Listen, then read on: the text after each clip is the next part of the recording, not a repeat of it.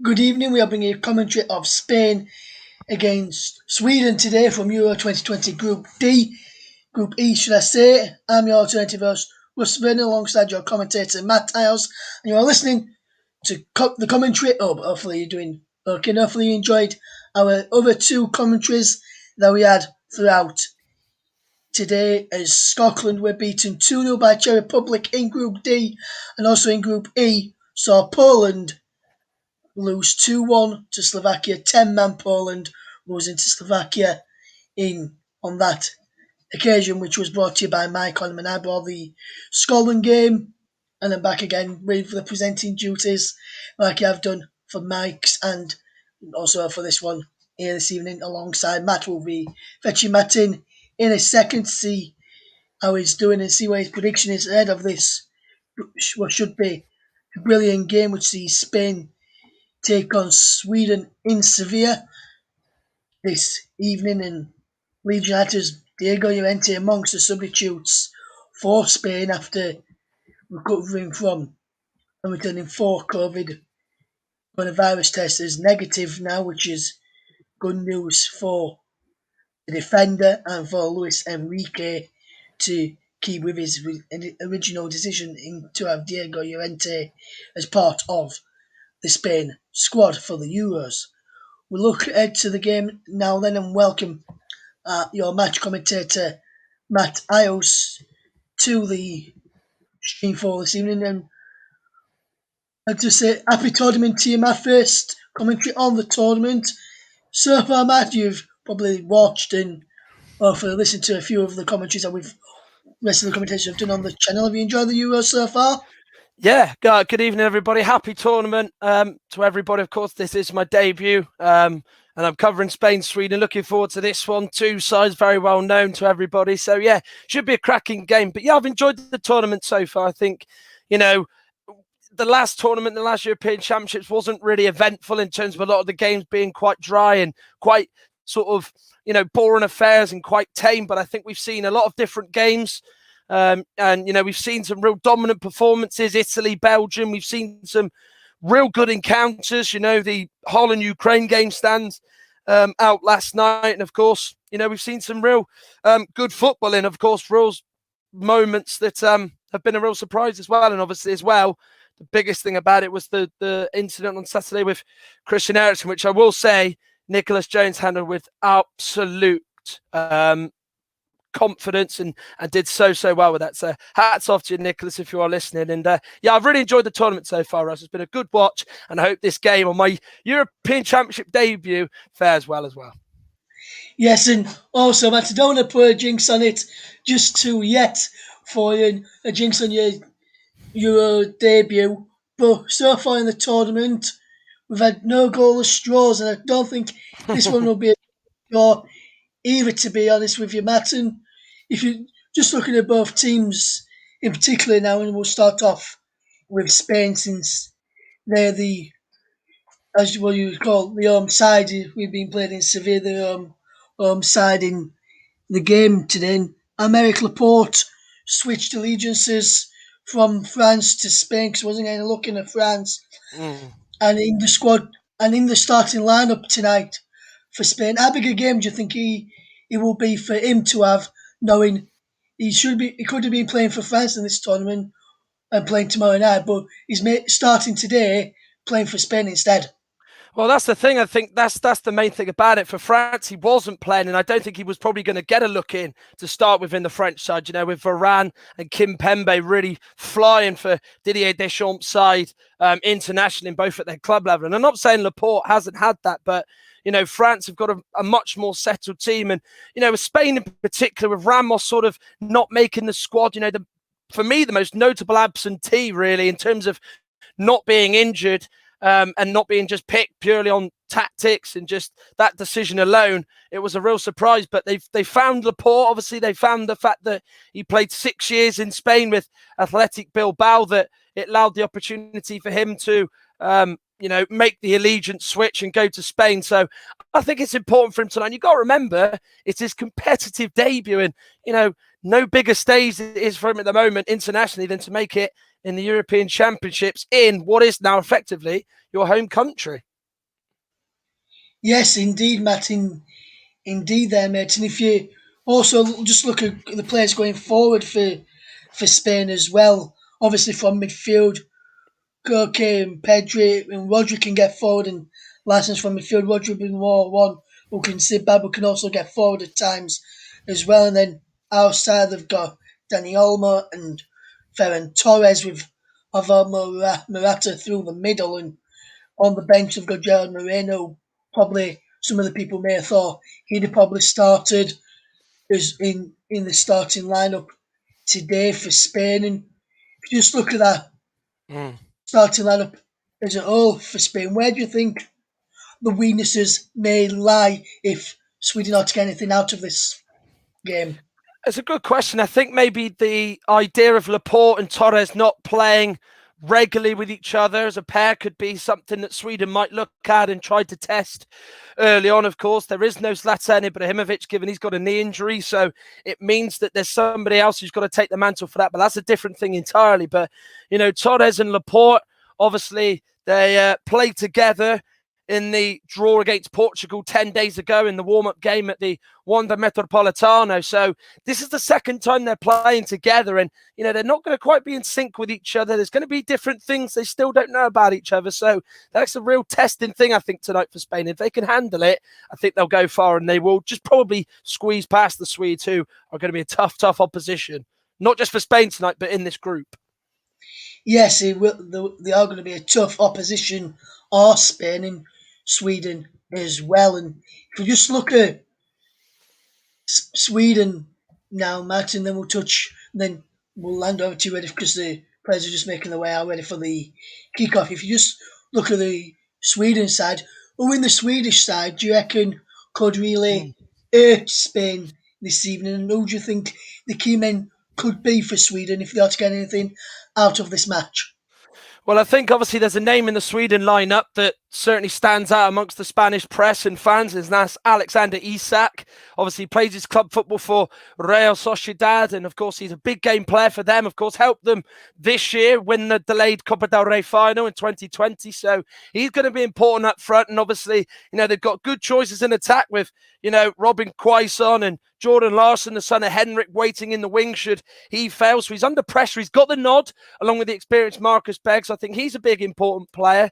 And I think as well, Emil Forsberg, I think for me on his day, he can really have that bit of magic for Sweden. He's got a lovely left foot, good cross, knows where the back of the net is. So I think for me, they're the two standouts in this Swedish side under Jarno Andersson.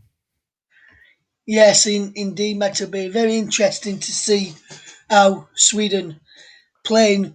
Just Robin Olsen will be a familiar face in that Sweden side from playing over here, as will Victor Lindelof. Sebastian Larsson will be for his game time over here as well. And if you just look at before go to regarding the starting lineup and kick off for this match, if you just look at that defensive pairing of Lindelof and Marcus Danielsson for Sweden tonight, and then you look at the bench and they've got likes of Pontus Jansson on the bench who can step in and do a job. I know he probably didn't play in many of the warm-up matches due to Benford's late winning the playoffs last season, and Philip Lander also on the bench who can play that role. Yeah. Why do you think he's gone with Lindelof and Danielsson tonight to not put someone like Lander or Pontus Jansson in that starting lineup? It's a very good question you raised that. I mean, obviously, you look at Danielsson, he's been a late emergence in this Swedish side under Jarno Andersson. I mean, he only made his debut, in 2019 versus Malta in European qualification. So compared to the likes of, Pontus Jansson, who's played more in the fold in terms of how many years for this Sweden side. I think, you look at it, I think maybe it's just a bit more experience in there. His record is pretty good. 9 caps, 3 goals. Lindelof as well was a key player for Manchester United in terms of how many games he played alongside Harry Maguire, which United largely had quite a solid defence. So, I could see the reasoning for it. He's 32. Yes, he is the oldest of the defenders at centre-back. Jansson's 30, Elander's 28. But I think with Danielsson, in particular, that warm-up game against Finland, there's a bit of a difference about him. I think he wants to get the ball down maybe and try and go into the channels, look toward the bigger player in Alexander Isak and try and, maybe play short passes and, try and turn the Spanish defence and make sure that, Sweden do get a chance and try and move the ball quickly. And I do honestly believe that is why Danielsson is in this side with Lindelof, to try and just play those high balls over the Spanish defence. Yes, and it'll be very interesting to see how both these sides get on, not just tonight, but also throughout the tournament as well. So it's now time for me to hand over the mic and pass you over to your match commentator, Matt Isles. Thank you very much, Russ. Well, the national anthems have just finished as both sets of players clap the fans inside the stadium. Of course, largely Spanish supporters given the current climate, but it is still nice to see supporters inside the Estadio de la Cartuja in Seville. And of course, it is another city and another stadium hosting. We've already seen Rome, Baku, Copenhagen, St. Petersburg, London, Bucharest, Amsterdam, Glasgow all host games since the tournament began on Friday.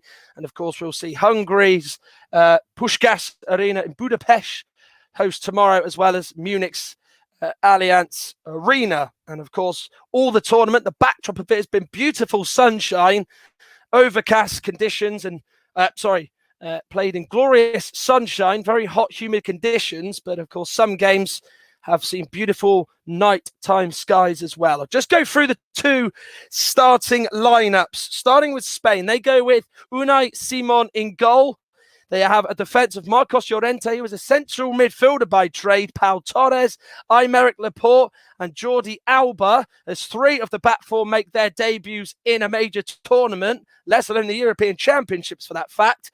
Manchester City's Rodri is the holding midfielder, you should say, of the three, alongside Koke, and their youngest ever starter in a major tournament finals match in Pedri, who is just 18 years of age. He was 6 when Spain won Euro 2008. So, of course, he'll be looking to really make an impact in his home country tonight. And then the three up front, Ferran Torres, Alvaro Morata, and Dani Olmo of RB Leipzig. And, of course, there are 12 subs. Two keepers, David De Gea, Robert Sanchez, Cesar Azpilicueta, Diego Llorente, Eric Garcia, Jose Gaya, Thiago Alcantara, Fabian Ruiz, Adama Traore, Mikel Oyarzabal, Pablo Sarabia, and Gerard Moreno on the bench as well. For Sweden, they go with Robin Olsen in goal. Back four, Lustig, Lindelof, Danielsson, Augustinsson. They have a 4-4-2, Sebastian Larsson. That's a blast in the past for English fans of Birmingham, Arsenal, and Sunderland in particular. Christopher Olsen, Albert Ekdal, and Emil Forsberg, with Marcus Berg and Alexander Isak, the two up front. The subs, Karl-Johan Jonsson, Christopher Nordfeldt, Pierre Bengtsson, Philipp Erlander, Emil Kraft, Pontus Jansson, Gustav Svensson, Ken Semmer, Jens Kajust, Victor Claesson, Robin Quaison, and Jordan Larsson, son of Henrik. And of course, it is a Slovenian team. The referee and assistants of Slavko Vincic, Tomasz Klachnik, and Andras Kovacic, with, of course, on VAR, Bastian Dankert from Germany. And the assistants, VAR 1 and 2, are Chris Kavanagh and Lee Betts. Chris Kavanagh, very familiar with refereeing in the Premier League this season. Kevin Blom, the Netherlands' assistant, VAR 3. And the fourth official is Davide Massa. So we are almost ready to go here in Seville, the Estadio de la Cartuja, which is the second stadium in the city, of course. The football club who finished fourth in La Liga play at the Ramon Sanchez Pizjuan. And of course, this is a stadium that will be hosting 3 of the Spanish group matches. And of course, it will be doing games in the knockout rounds as well, as the game has just been delayed a little bit because there's some problems with the netting. Maybe it's not attached to the goalpost quite enough as maybe Robin Olsen would like, or the linesman, of course, as he does before the game kicks off, does his checks with the nets just to make sure that there's no problems or faults with it. Well, these are two opposition sides that know each other very, very well. Spain faced Sweden twice in qualification for Euro 2020. And of course, Spain finished a few points ahead of their Scandinavian opponents tonight. They finished 5 points clear and took 4 points off them in the qualifying stages for this, with Spain winning the game at home. And then, of course, they travelled to the Friends Arena in Stockholm and managed to get a 1-1 draw. And they will be facing each other in World Cup qualification this year, in fact. So we are underway. It is Sweden who get us underway in their luminous all yellow strip. And, of course, Spain in their red, dark blue socks. And both sides, of course, wearing very familiar kits as Jordi Alba tries to take the ball under control, captain in the side in the absence of Sergio Busquets, who's still got a couple of days to isolate after he had a positive COVID test in the aftermath of their 0-0 draw with Portugal in one of their only games as a squad before the European Championships. Of course, their plans were disrupted as a result of that, and it meant that they had to play their under-21s against Lithuania. It didn't cause them too many problems as they were able to win the game by 4-0 as the Spanish players get their first touches on the pitch here in Seville in this European Championship match. We saw Slovakia win earlier against Poland, which is probably the first big surprise of Euro 2020. Will we get another one here? Here is now Pedri. He tries to get it through to Alvaro Morata, but he's passed it straight to Victor Lindelof, and he wants a free kick. Does Pedri, the youngest ever player, as I mentioned, to play for Spain in a major tournament finals match. So big night for him tonight, and no doubt one that he'll be looking to impress from, as Pierre Bengtsson gives it to Emil Forsberg. Bengtsson tried to get it back, and then it's cleared away well there by Pau Torres, who was the Europa League winner with Villarreal just a few weeks ago. And it's a free kick in the middle of the pitch as Ferran Torres is given a little nudge in the back. Well, it will be interesting to see how the three-time winners of this competition fare, of course, the latter coming in 2012, where they were winning the 2008 Euros and then the World Cup in between, regaining the European Championships in Poland and Ukraine 9 years ago. Their tournament last time out in 2016 was one that they failed to deceive in. Really, they won their opening 2 games against Czech Republic and Turkey respectively, and then they got beat by Croatia in their last game. That meant they set up a game against Antonio Conte's Italy in Saint-Denis, and they lost the game by 2-0, which was the last game in charge of Vicente Del Bosque. Here is now Ferran Torres. First time we can see him on the ball on this right-hand side. He looks to try and get the cross in. He was looking for Dani Olmo, who made the run. And he's got a touch of a Sweden player in Mikael Lustig. And Spain have got a corner inside 3 minutes. Yeah, Ferran Torres just gets the ball on the right-hand side. Looks up. He puts a really good whipped-in cross. It's a really good height to attack from. And it goes over the head of Lindelof and Olmo. And Lustig there, he's just got to just be sure, and he had a lot of time there, but he just didn't know what was behind him, so he just thought it's the right decision to head for a corner. In it goes by Koke. It is away. Now it's played by Llorente, Marcos that is, no relation to Diego of Leeds United, who's at right back tonight. Is a central midfielder, is the Atletico Madrid man, played a big role in their La Liga title win this season. Here is now Pedri.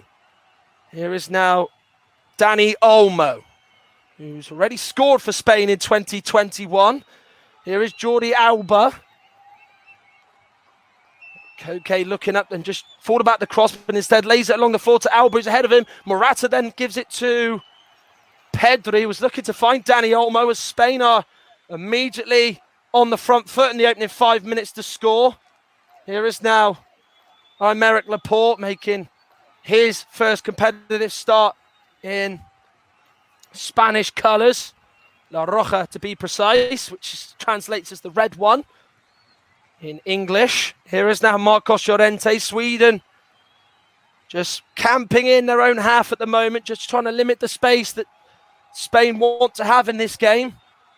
Koke now up to Jordi Alba, scoring that European Championship final 9 years ago. Olmo then gives it to Koke. It was a little bit of a short pass. Going down under the challenge was Christopher Olsen. Slavko Vincic, the Slovenian referee, who's not had to make a foul. Has not had to make a decision yet based on any fouls. Has concluded that Dani Olmo didn't do anything wrong. And Spain still have possession here with Alvaro Morata. Question marks have been raised about whether he can fire Spain to European glory for a fourth time in their country's footballing history. Here is now Pau Torres. Now to Koke.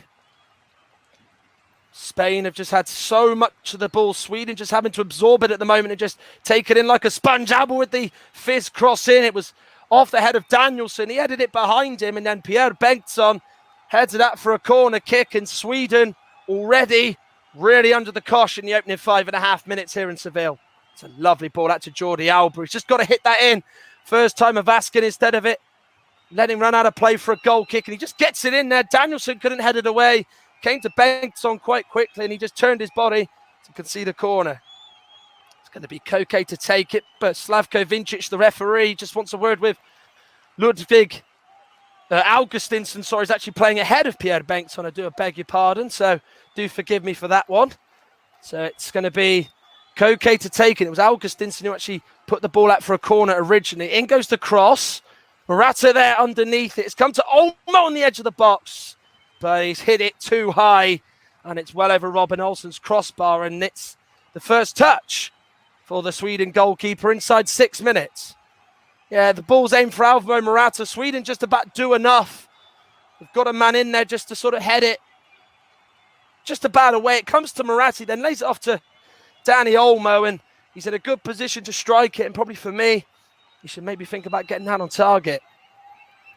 Well, Luis Enrique is in his second spell as Spain manager.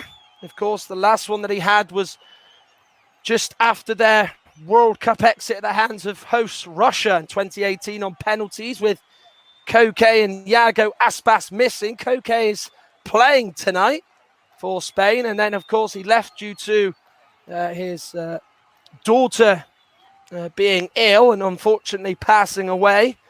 And, of course, he took time out of football and then was reinstated as coach in place of Robert Moreno, and knows a thing or two about playing at a major tournament. Here is now Koke with the cross in. Danielsson just gets it away. Forsberg knocks it to Ludvig Augustinsson. Up towards Alexander Isak, who plays his club football in Spain's top flight for Real Sociedad. And he wins a throw for his side as Johan Andersson takes a sip from his water bottle, wearing a long sleeve white shirt. He's sitting down in the dugout. He's so far managing to keep his emotions in check. Sweden standing firm so far with the massive amount of the ball that Spain have had as they try to get that early goal. Throw-in is taken by Augustinsson. Berg with the chest, and then he puts it out to the right-hand side for Lustig to chase. And unfortunately, it's gone out of play for a Spain throw as Marcus Berg just overhit that pass. The Sweden number 9, and of course, in Jana Andersson's side, there's that real need even more for goals, isn't there, due to Zlatan Ibrahimovic's absence, and what is, of course, looking like it was going to be a final swan song for him. But ultimately, it's not come to that, as Alvaro Morata nearly is able to get the ball on the chest in the Sweden box before some good covering by Marcus Danielsson, who plays his club football in China for Dalian Professional.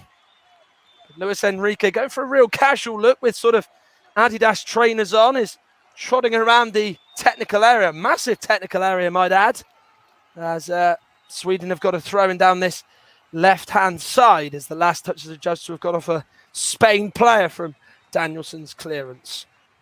Augustinsson takes it. Berg wants the free kick as he felt Laporte was climbing. Slavko Vincic, the Slovenian referee, says no. And Spain have got a free kick as Morata goes down under the challenge from the Sweden player.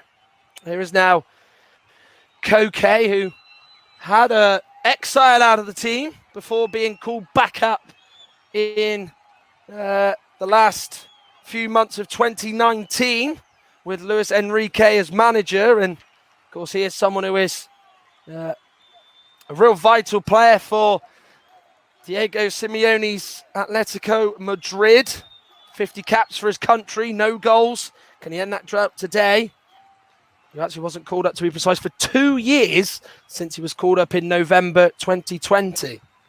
Here is Aymeric Laporte, who's playing on the right of the two. Usually you see him on the left-hand side for Manchester City, but of course it's Pau Torres who's got the nod there ahead of him, and there's a free kick given as Dani Olmo tumbles following the challenge by Mikael Lustig, and Spain have got a free kick.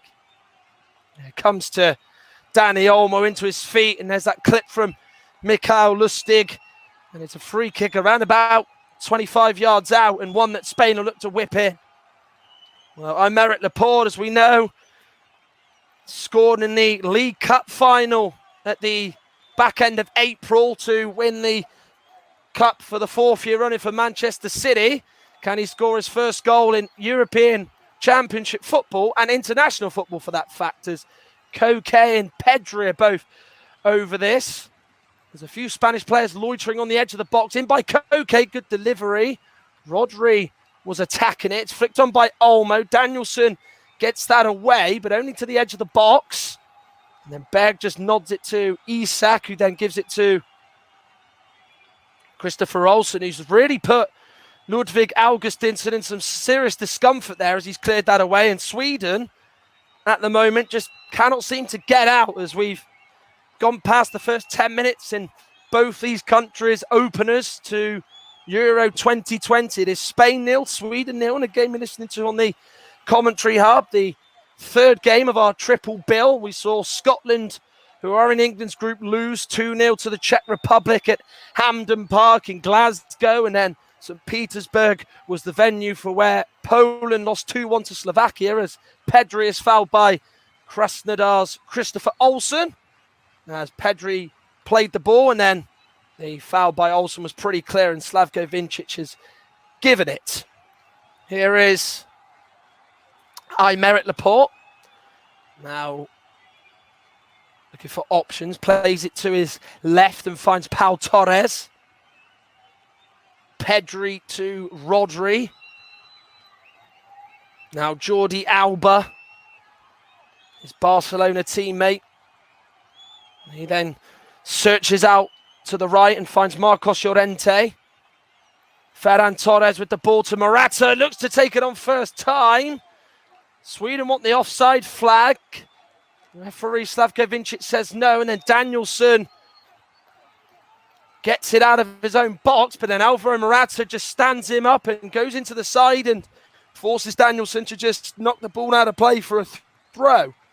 And of course, as I was alluding to earlier, Alvaro Morata is keeping Gerard Moreno out of the Spanish side, a man who scored 30 goals this season for Unai Emery's side in Spain and was the Europa League winner, scored against Manchester United, 13-46 this season. But Alvaro Morata, who's nearly got a goal every other game in international football, has been given the nod to him tonight. So maybe Luis Enrique, just for this first game, and it has been for a theme of this tournament so far, especially with England yesterday, you could say with Kieran Trippier playing and maybe Raheem Sterling, that he's gone for Luis Enrique has followed Southgate's lead and gone with tournament experience. His Marcos Llorente fizzes the ball, looking through the middle to Pedri, but it's cut out well by Sebastian Larsson, who's so far not even had his name mentioned as Christopher Olsen just smacks the ball away. Once in the academy books at Arsenal was Christopher Olsen. Now Pedri's been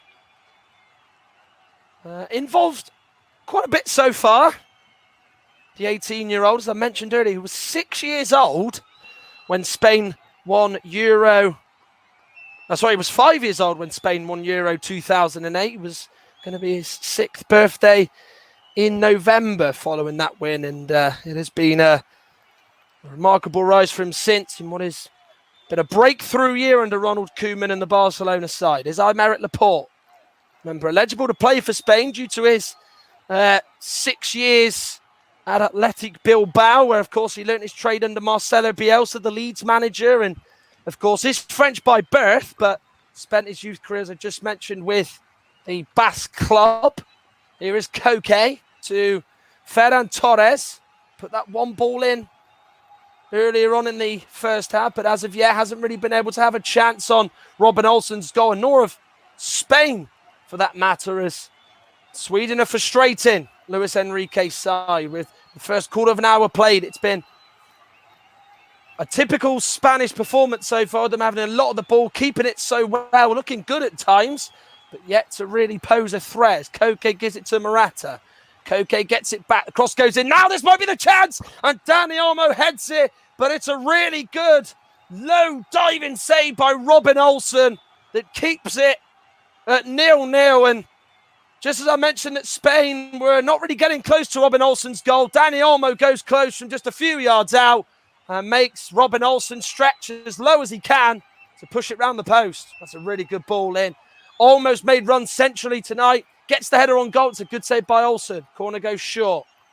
Alba with the ball in. Not the best delivery by the Spanish left back. And then coming away with it there is Koke, who then gives it to Unai Simon, who's had his first touch with his hands or with his feet, for that matter, in the European Championships. Here is Jordi Alba. Now to Dani Olmo, who's had the best chance of the game so far. That header that Robin Olsen saved around about a minute or so ago.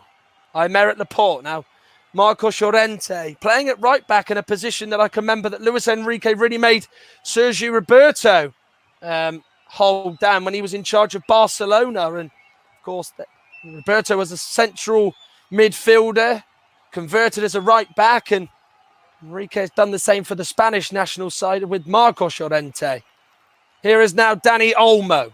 Cross goes in. Attacking it was Koke, and then it was missed by him through the middle. At the back post was Ferran Torres, and then Ludvig Augustinsson just does well to just touch that behind for a corner. Well, it looked like it was a corner until it bounced off Ferran Torres just as Augustinsson headed that away, and that for a corner.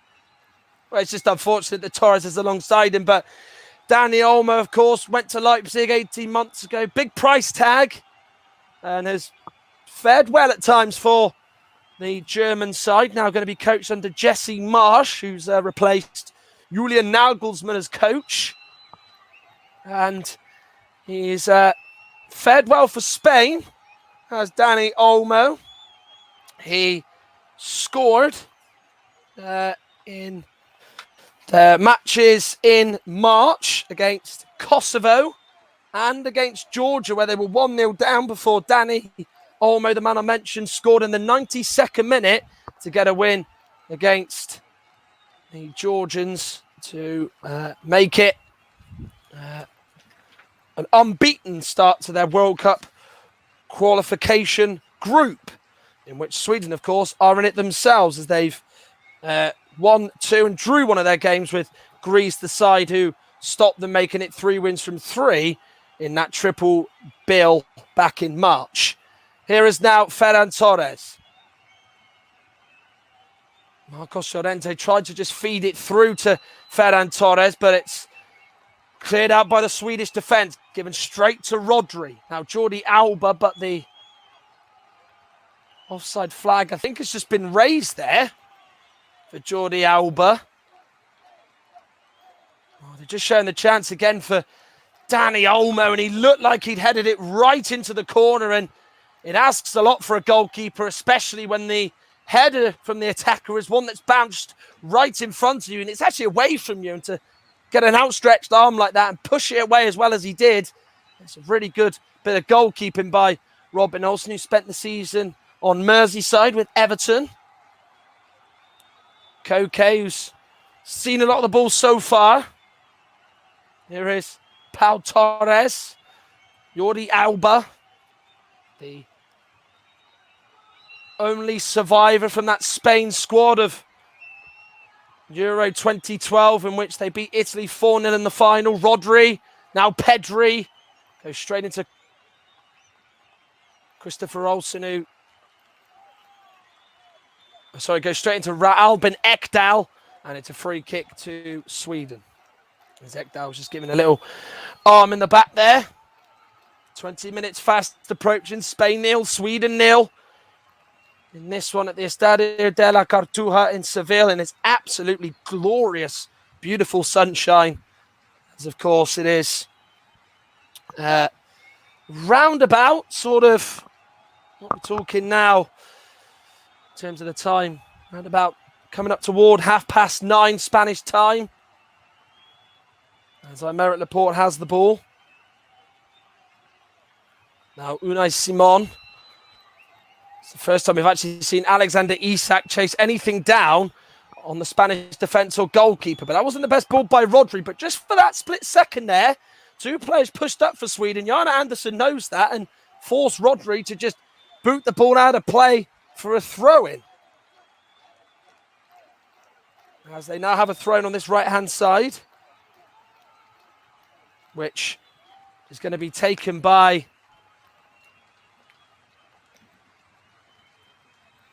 Victor Lindelof, who looks like he's going to have an attempt to throw this long into the box. This really would be a smash and grab in the opening 21 minutes for Sweden, should they profit from it. Will it go all the way into the box? It will. Looks for Danielson, away by Rodri, and then the shot came back in by Forsberg, and he's smashed it over the bar. Yeah, it was a long throw by Victor Lindelof, looking for Danielson. As I think they're going to do it most opportunities, whether it's a free kick, set pieces, or a throw-in. Couldn't get the flick on it. Just came to Forsberg, and I think for me, he could take that down. Maybe he doesn't realise the time and space he's got, but he just swings his leg at it, and it's a rather wayward attempt and pretty poor from him. Morata. Now, Rodri out to the left with Dani Olmo. He now gives it to Jordi Alba. The flag has not been raised. Koke tries to give it to Jordi Alba. Sweden stopped there for a little bit, and it's come to Koke in the Sweden box. He's hit it wide, and the Swedish defence at the moment are just not really putting their foot through their clearances, and they're gifting the Spanish the possession back. And on this instance, they gave them the opportunity to get a shot at goal, and Koke has not put that one far wide at all. He's coming onto it, isn't he? He's tried to just sort of go on the outside of his foot more, and the technique's sort of wrong. He's gone on the inside a little bit more, and it's just gone away from the goal as it gets closer toward Robin Olsen. But Sweden can't afford to do that, and that's, potentially gift Spain an opportunity to score. Isak gets up above Pau Torres, but no one's alongside him in all yellow, so Jordi Alba was safely giving it to Unai Simon. Now Marcos Llorente, Spanish number 6. The really good forward run to Ferran Torres. Ball is cut out, though, by Christopher Olsen, and then Spain get it back. That's just been the problem for Sweden tonight. They get it back, and then they just give it straight to Spain straight after, as Jana Andersson's side know they're not going to have possession 9 times out of 10, and that's going to be dominated by La Roja, but that's something that's got to be stamped out. They've got to be better at retaining the ball. And that is something that's going to annoy Jana Andersson, who is now standing with his arms in his pocket on the technical area. But the most important thing is they are still in it, and it is 0-0. Here's Albin Ekdal, goes straight into Morata and fouls him. And he, I think, tries to wrap his arm around Morata's leg there before Morata just about got away from it. No booking given by Slavko Vincic, but what he has given is a free kick. Yeah, Ekdal was in a spot of bother there. He just kind of delayed what he was going to do, and in the end, Morata pounced upon it and wins a free kick. Here's Llorente on this right-hand side. Low cross in, looking for Ferran Torres. Coming across to make a good sliding challenge was Christopher Olsen, who I think took a knock to the back of the head. But Spain, just like that, cut through down Sweden's left-hand side. It was cut back brilliantly by Llorente. Ferran Torres just couldn't quite get on the end of it, but it was good defending by Olsen. It's another Spain corner. Yeah, Torres just arrived, doesn't he? Just tries to attack it. It's the side of his thigh has just gone into the side of Christopher Olsen's head. No need to bring the physio or doctor on. There's no need for a concussion protocol or anything like that. So the game can continue. It's taken short by Pedri. Koke with the cross in. Looking for Pau Torres. Away by the Swedish defence. Olsen heads it into the middle with Sebastian Larsson. But then Spain win it back with Dani Olmo. Danielson cuts it out and heads it away well. Now it's Mikael Lustig, who goes down and wins a free kick, the former Celtic defender. And playing in his third European Championship is Mikael Lustig.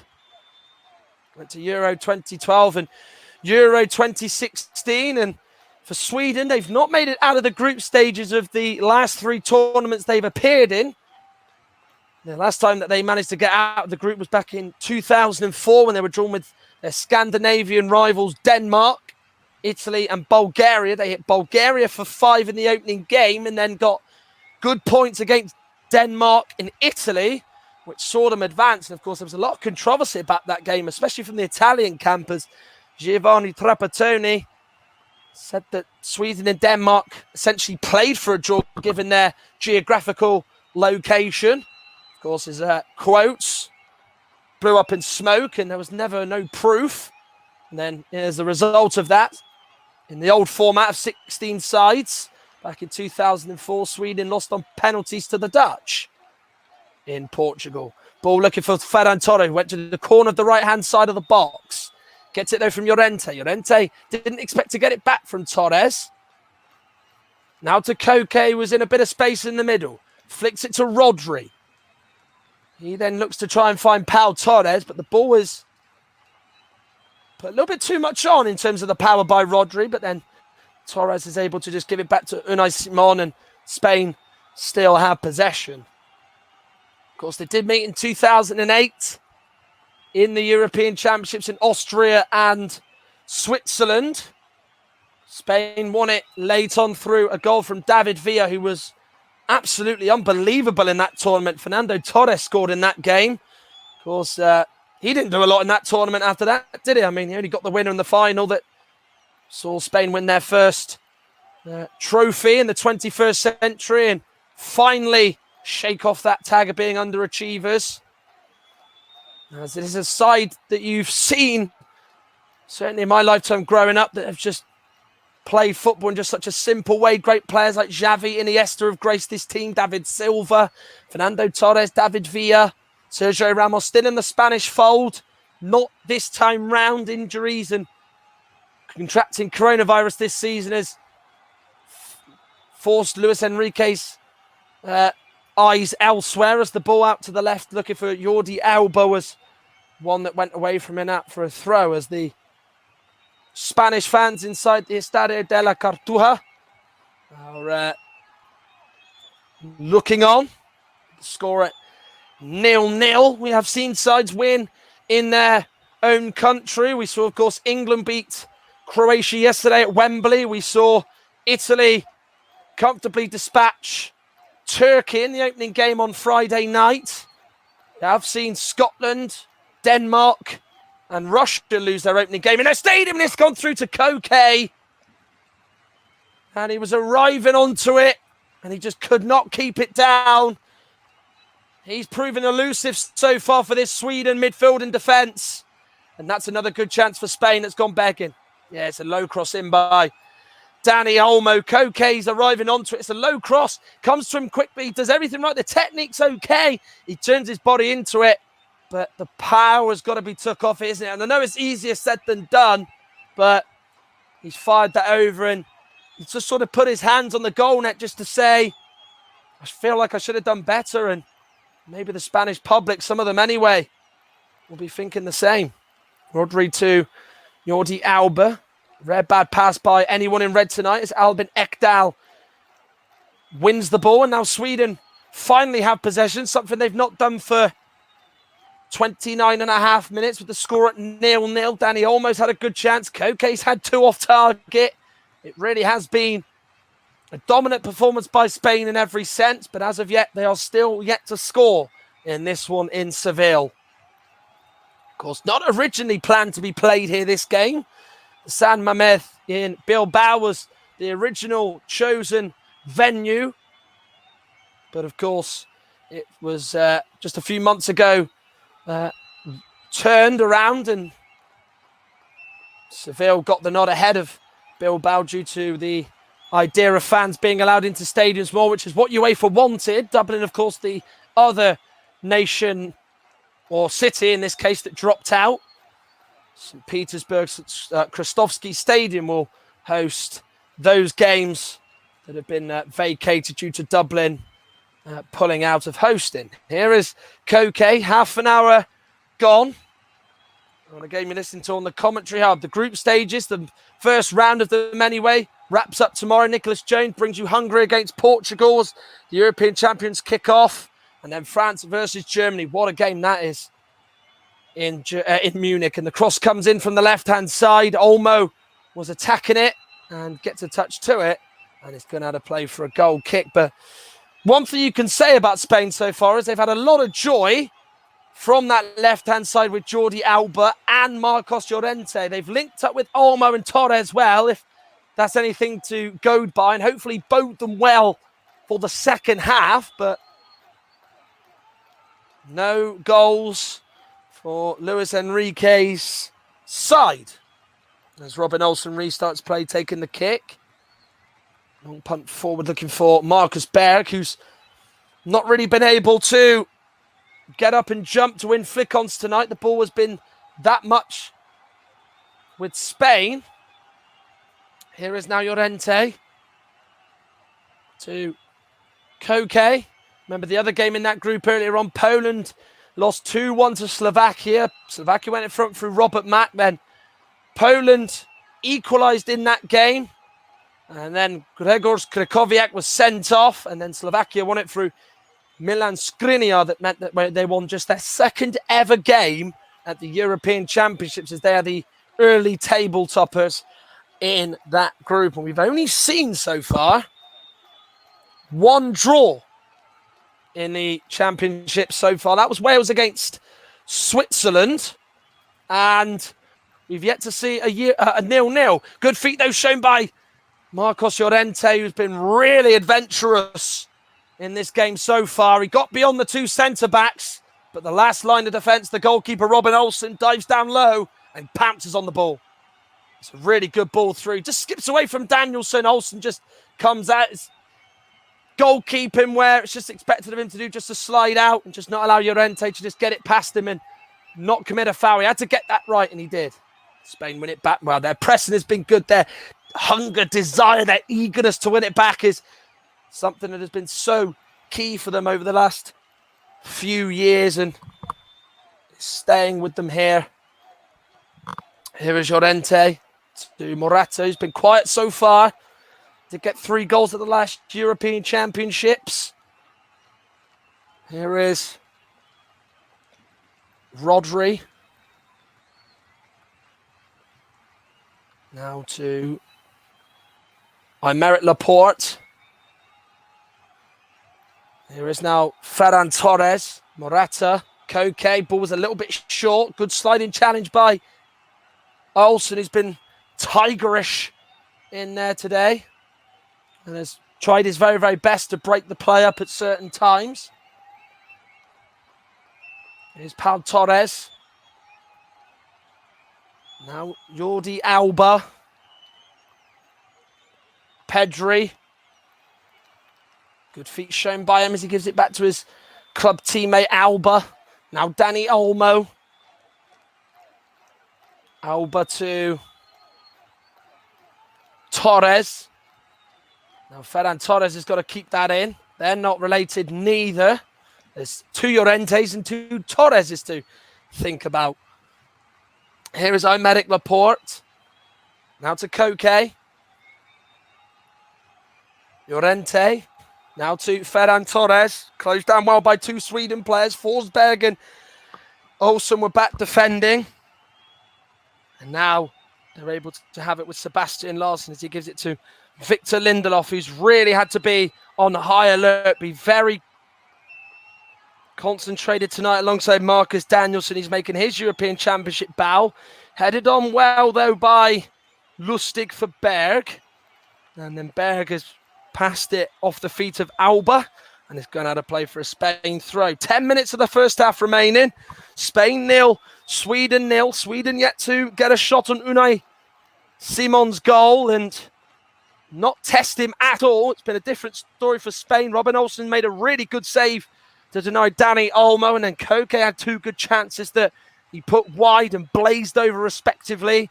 And it was in that order as well. But Sweden doing enough to stand firm and repel at what Spain are throwing at them.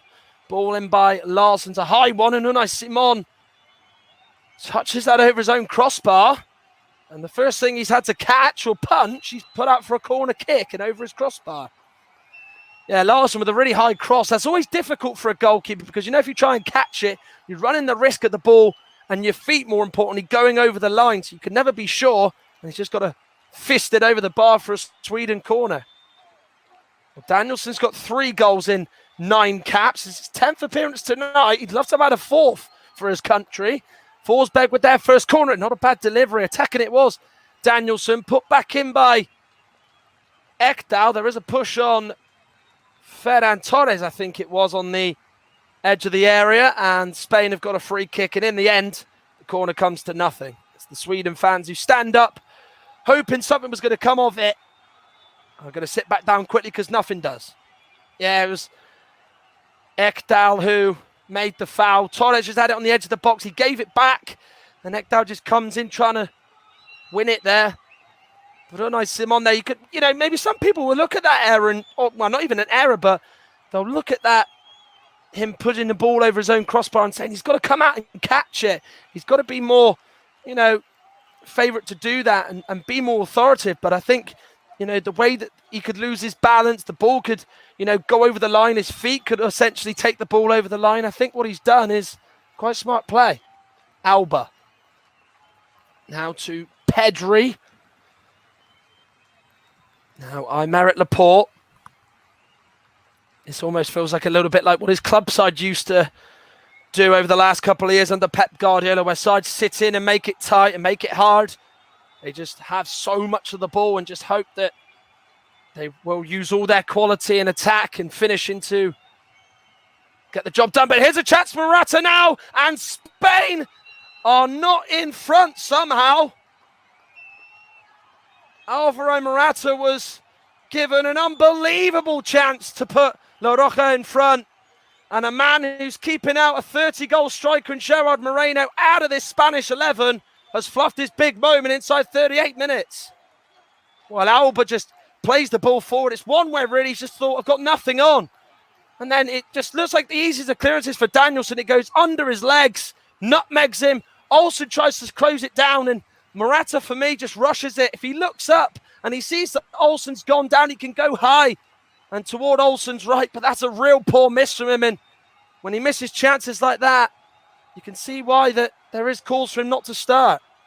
Isak couldn't keep the ball at his feet in close proximity and just gives it straight back to Koke. Well, Spain are to go in at the break goalless. They can only blame themselves. Yes, Dani Olmo had that header, which Robin Olsen did superbly to save, but there's no excuses for that, really, from Alvaro Morata. He's got to put the ball in the net, and he has failed to do so, and what a big, big miss that is. Will they come again? Will they get one more chance? And will they, if they do get that chance, stick it in the back of the net? Here's Torres. Good run show for him on his left foot. Strikes it low, but it's straight down the nose of Robin Olsen, who just goes to ground and keeps the ball in his gloves. Have you not seen Ferran Torres really do that? Run at his man on the outside or on the inside. He just favours that idea of, you know, going on the left-hand side, going on the inside this time, and he doesn't really get a lot on it. It's too straight and just probably maybe just drags his foot across the surface more than he would have expected to. Here is Unai Simon. Now to Aymeric Laporte. Remember, there's 2 more games to bring you from the group stages tomorrow as match day 1 is wrapped up. It's Group F. What a group that is. Hungary against the Euro 2016 winners Portugal. Of course, they faced each other in the last Euros in that thrilling 3-3 draw. And then France take on Germany. The last 2 world champions face off in Munich in what is Joachim Löw's final hurrah as Germany manager, as the arm is raised by Slavko Vincic for an offside against Alvaro Morata. As we are heading into the final 5 minutes of the first half, it is Spain 0, Sweden 0. And as a striker, your eyes light up, don't they? You love the idea of that ball just coming into you. You could just stick it in away and punish the defender. Luis Enrique, who would love to have been in that position if he was on the pitch, you would have imagined would have put that ball in the net. But Alvaro Morata, a man who has been known to miss big chances, has done it again in the opening game of this Euro 2020 campaign for both these sides. Now it's Isak who might run on the end of it, and he does. He's got to get away from Laporte. He sends him on the deck, and the shot comes in, and it's gone off to the post by Llorente and into the hands of Unai Simon. Well, Alexander Isak used his powerful build to great effect. Aymeric Laporte was all at sea there, and then Isak took aim, bounced off Llorente, and my goodness me, how lucky is Spain there that it bounced off the post and into the palms of Unai Simon in Sweden, who not even had a chance on Simon's goal. There, nearly went 1-0 up with their very first shot of the game. Here is now Isak, now to Berg. Maybe Sweden's approach has just changed and altered slightly, but Forsberg is robbed in the midfield, and really good defending there by Aymeric Laporte to just come in there and win it back. As it is Spain 0, Sweden 0, and in just the last few minutes or so, Spain have had a chance to score, as have Sweden, and it's both their respective forwards in Alvaro Morata and Alexander Isak who've both missed those chances. Here is now Marcos Llorente to Koke to Rodri. Remember, Spain play all their group matches in Spain. Of course, they will play Poland next on the 19th of June. So that is to come Saturday evening. And then they have Slovakia in their final game 4 days later. And remember, a draw for Sweden would be good for them. They're aiming to get one of those spots in third or even better second. Morata finds Dani Olmo. He tries to then give it to Pedri. There's a shout for a handball. Slavko Vincic says no. Spain still have it here on this right. It's now with Koke. It's Llorente. Now to Rodri. Koke, surely he's got to get the ball in. Fizzes it into the back post. Olmo just stands his body into the back of Larsson, who's clipped it away. Alba with the ball back in. Lindelof puts his foot right through it this time. And it's now with Pau Torres, who's under serious pressure from Isak. Plays it to Alba, who then beautifully gives it to Rodri. Now Dani Olmo. Spain keep coming and coming. They're unrelenting toward the end of the first half, and the ball is poor. And then Emil Forsberg, his RB Leipzig teammates, there to come into the middle and clear in the box. Hit by Rodri. It's gone off a Sweden player, and it's a corner to Spain. And Sweden now are really under pressure. And this is the shot for handball, where it just brushes the bicep of Seb Larsson there. And he is trying to tuck his arm in. Slavko Vincic in a good position. He wasn't sighted by any yellow shirt or red shirt for that fact, and was pretty quick on the spot to make the call as we're entering the final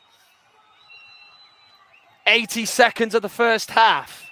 And it's goalless between Spain and Sweden.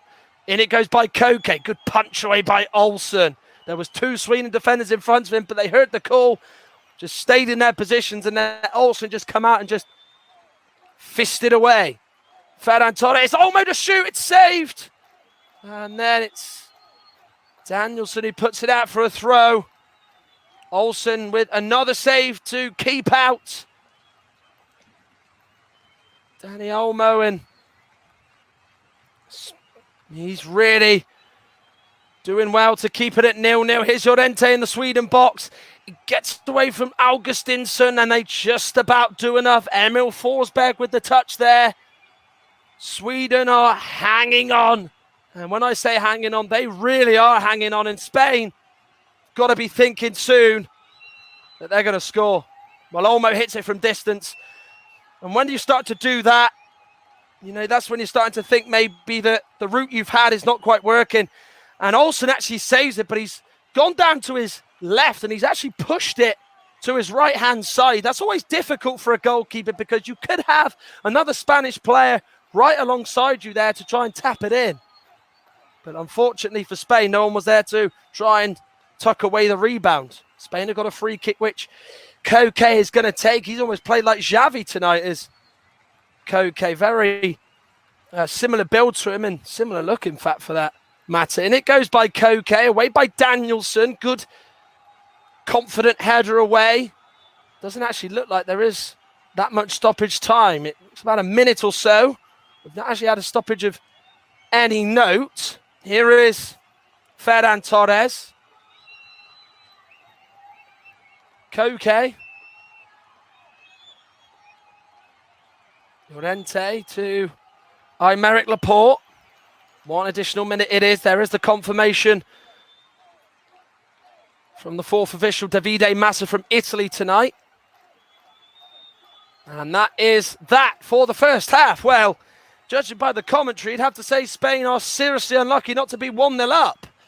They had chances. Danny almost been denied twice by Robin Olsen. First with a bouncing header that was down to Olsen's left, which he pushed around the post. Then he had a shot from distance, well saved. Koke's gone close twice, but their best chance has gone to Alvaro Morata, who went one-on-one with the goalie thanks to a missed clearance by Danielson from Alba's pass forward. And then that stayed at 0-0. And then just after that Morata chance, Sweden went close with Alexander Isak shooting. He took his time and it almost just was one of those, just hit the target. And the person he hit was Marcos Llorente, who just stuck a leg out and it bounced off the post and into the grateful hands of Unai Simon. But in the opening game for Spain and Sweden here at the Estadio de la Cartuja in Seville, it is Spain 0, Jana Andersson, Sweden 0.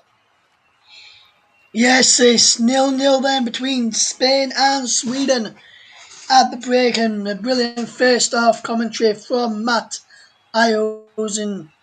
We'll be back with Matt as soon as we can. We'll be back with him as soon as the game restarts. We may fetch him on for a few moments to get a few minutes to see what he thought of the action out in Seville this evening as well will be. So we'll make sure we fetch you some of reaction from Matt in that first half. But before we do get some reaction and see what's been happening and talk about the game, we'll just take a quick break and I'll be back in a minute. Don't go anywhere, we'll be back shortly. Stay tuned to the Commentary Hub, the home of all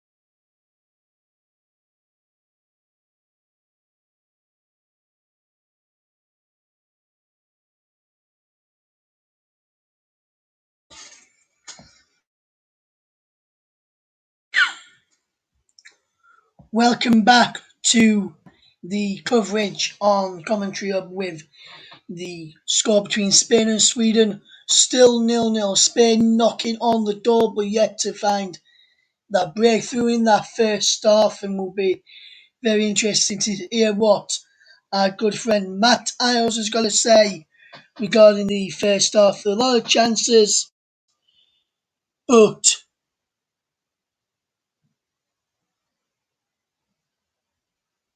people are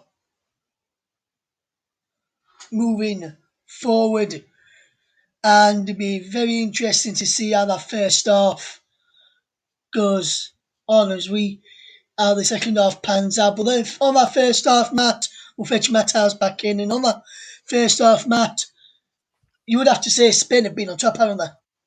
Yeah, massively. I think they've done everything right apart from score, really completely dominated possession. It's been a typical Spain performance that we've seen over the last sort of 12, 13 years. You know, they've had two really good opportunities, you know, through Dani Olmo, forced good saves out of Robin Olsen. But for me, it shouldn't be 0-0. It should be 1-0 with Alvaro Morata scoring. You could even say 1-0 with that Alexander Isak chance. But you know, it's just the little things with Spain. Maybe they've overplayed. Maybe they've just played that one pass too many. You know, Torres hasn't quite fed, and that has not been involved enough. Maybe I think Olmo's looked bright. I think Alvaro Morata's been kept quiet just about. But it's been too comfortable for Spain. And yes, Sweden, of course, know that they've got to make things hard for Spain. But you know, there's got to be a bit of an attacking outlook about them in this second half, because that first half there was pretty much nothing there for them. So Spain are completely on top. They're just not getting the right result that they probably deserve at the moment. Yes, we'd have to agree with you there, man. Spain lays it on top. You know, yet to get that all important goal, and when Sweden have had it, they've not really done much with it. They've given the ball straight back to Spain. They've been put under pressure to give the ball back, to give the ball away, Spain. And when they get forward, they've been forced to go back to Robin Olsen, who then's trying to knock it forward and giving the balls back away. And should be very interesting to see as the get on in the second half how Sweden changed that. Where do you think Sweden should really change that situation going forward? Well, I think what's, you know, people, okay, you know, listening on the stream and outside of obviously the country aren't regular watchers of how the national team play. But one thing about them is that this is pretty much how they set up. You know, remember in the World Cup, they were very difficult to play against, very tough, very disciplined. And, you know, they're not about pressing. You know, you've got to look at their team. You know, Sebastian Larsen, Mikael Lustig on that right-hand side, they won't chase things down. They will just be, you know, very tight and very disciplined and, you know, just essentially just lay off it and refrain from the idea of it. Excuse me. So I think the way they play today against Spain is how they play against these bigger sides. I think in terms of how they've got to change things in the second half, I think Isak needs to get involved. You could see what he could do with that chance he had, in which, you know, on another day, Sweden going at the break, maybe 1-0 up. So he's not been involved enough. Marcus Berg has been, you know, really, really quiet, been a shadow really, and I don't think they've used their advantage of height and, you know, the ability for them to hold the ball up and be physical to great effect. And I think for me, that's something that's got to change in there. And they've also as well got to keep the ball. Now, they want it back, as you mentioned there, and I tried to sort of allude to on commentary that they've got the ball back at times and then they're just giving it straight back to Spain, especially in the middle of the park where Ekdal and Olsen's ball retention has been largely quite poor. It has, Martin. It has been quite poor. And what I'm going to do now, Matt, I'm going to fetch in one of our very good friends and another brilliant, great commentator that we've got on the channel in Mike Horniman, should I say. Mike, good evening to you. Great commentary on the Poland game, my friend, earlier on. And you've been watching this game, obviously. And what do you make of that first half between Spain and Sweden? Spain have been on top, haven't they? Yeah, Spain have very much been on top. I think it's about 84% possession in their favour that I've seen, and you know, thoroughly deserve to be ahead, in my opinion. They're a little bit unlucky not to be, and if you look at the chances, of course, you know, Matt alluded to the Dani Olmo one, the one from Morata as well. You know, the Olmo one in particular, of course, was the fantastic save by Robin Olsen, and then Sweden apart from the Isak one, didn't really have anything else. Didn't really create a lot of other opportunities in that first half. But it's all about what Spain can do now in regards to getting the all important first goal really, and Alvaro Morata and Torres and Olmo as well. The front men really have to be involved in this second half quite a bit, and if they need to change it, then of course they do have fantastic options as Matt mentioned throughout with Gerard Moreno as well, and potentially they could look at Adama Traore as another option as well, maybe, or Thiago Alcantara as well was another option. Pablo Sarabia as well. They've got options if they need to change things, but so far, Spain have certainly been the better side and are unfortunate, really, not to be a goal ahead. Absolutely, Mike. Absolutely deserve to be a goal ahead, and unfortunately not to be a goal in front. And during that first half, like we mentioned, we saw Spain have a lot of possession, try and create chances. I'm going to put you on the spot here now, Mike. And I would normally do it to Matt as well. So, Mike, be prepared. I'll be probably asking you the same question after I've put it to our friend Mike Hardeman. But, Mike, if Spain continue to play like they are doing, how long do you think it'll be before they open the scoring? And once they do open the scoring, should they open the scoring as well, may I add, how many goals do you reckon they could go on and get? So if you look at the way that the first half has gone, it's very much in favour of Spain being the side to get the opener there, and I do think they will go on and do so. And then on the back of that, I think they'll be able to add to it as well. So it's all about what Sweden can do if Spain do get that first goal. Of course, they've got good options in there as well. They've got Isak, they've got Berg, they've got Forsberg, Larsson, Olsen. If they want to look at the bench, they've got the likes of Ken Sema as well from Watford. That Premier League fans will know about. Jordan Larsson as well, as Matt mentioned earlier, the son of the fantastic Henrik Larsson, former Celtic man, of course, that could come on really and maybe change the game in their favour. But for me, I think Spain, it's only a matter of time till they get this opening goal, and then on the back of that, I think they'll add another one. So I think probably 2-0. Yes, and Matt, the same question to you. How long do you reckon it will be before Spain do score tonight, with them being on top? And what do you reckon the final score is going to be, mate? I don't want to put you on the spot, but as I mentioned earlier, could this be the first 0-0 draw of the tournament for you? I'll be amazed if it is, to be honest with you. I think it's been that one-way traffic in that first half, given how good Spain and how dominant they were. Good at times, I might add as well. I think for me, Spain will score. I think it's just the case. Once one goes in, it feels like for me the game is done and dusted there. I mean, Sweden haven't really come out. They've been inside their own half the majority of the time. It is their game plan, so it has worked to an effect.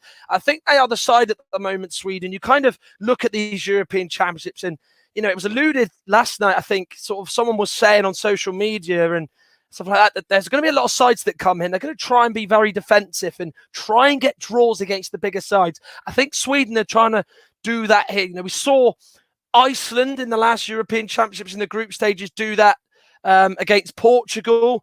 We saw Russia do that against England. Slovakia did that against England as well, in the last European Championships in France. And I think we're starting to maybe see that with Sweden, and I think maybe that's the first time we've started to really see that in this tournament so far. But yeah, I think Spain will score in the game, so I'm going to go with probably 1-0, maybe 2-0, as Mike kind of said, because I just feel like it's only a matter of time. And the amount of quality they got on the pitch, they're going to create more chances, whether it's Olmo, Torres, or Morata, and even the subs that they got on the bench. I think there is a chance that they can stick the ball in the back of the net, no doubt about it.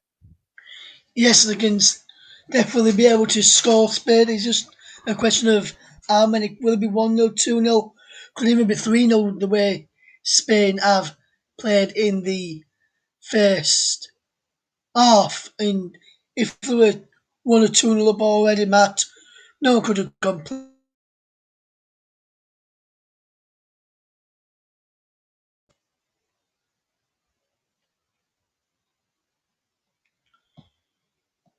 Sorry, I did just miss that question there. Sorry, just repeat that again, please, mate. I said, if Spain was in the lead already, 1-2, maybe even 3-0 already at half time, then nobody would have been able to complain, would they, with the dominance that they had? No, absolutely not. And I think on another day it could have been different. I mean, the only problem I think maybe Spain will have is they've probably not created quite enough. Yes, Olsen's made 2 good saves, but they've been very neat and tidy. They're slick in possession. You know, they are quite flamboyant at times. Off the ball, their movement has been, you know, quite pulsating and very much has taken Sweden off on the back foot. But in terms of the chances, in terms of testing the keeper enough, I don't know if it's been there too much to Enrique's liking. If they can create more chances, there's an even better chance for them to score. I'm pretty sure of that.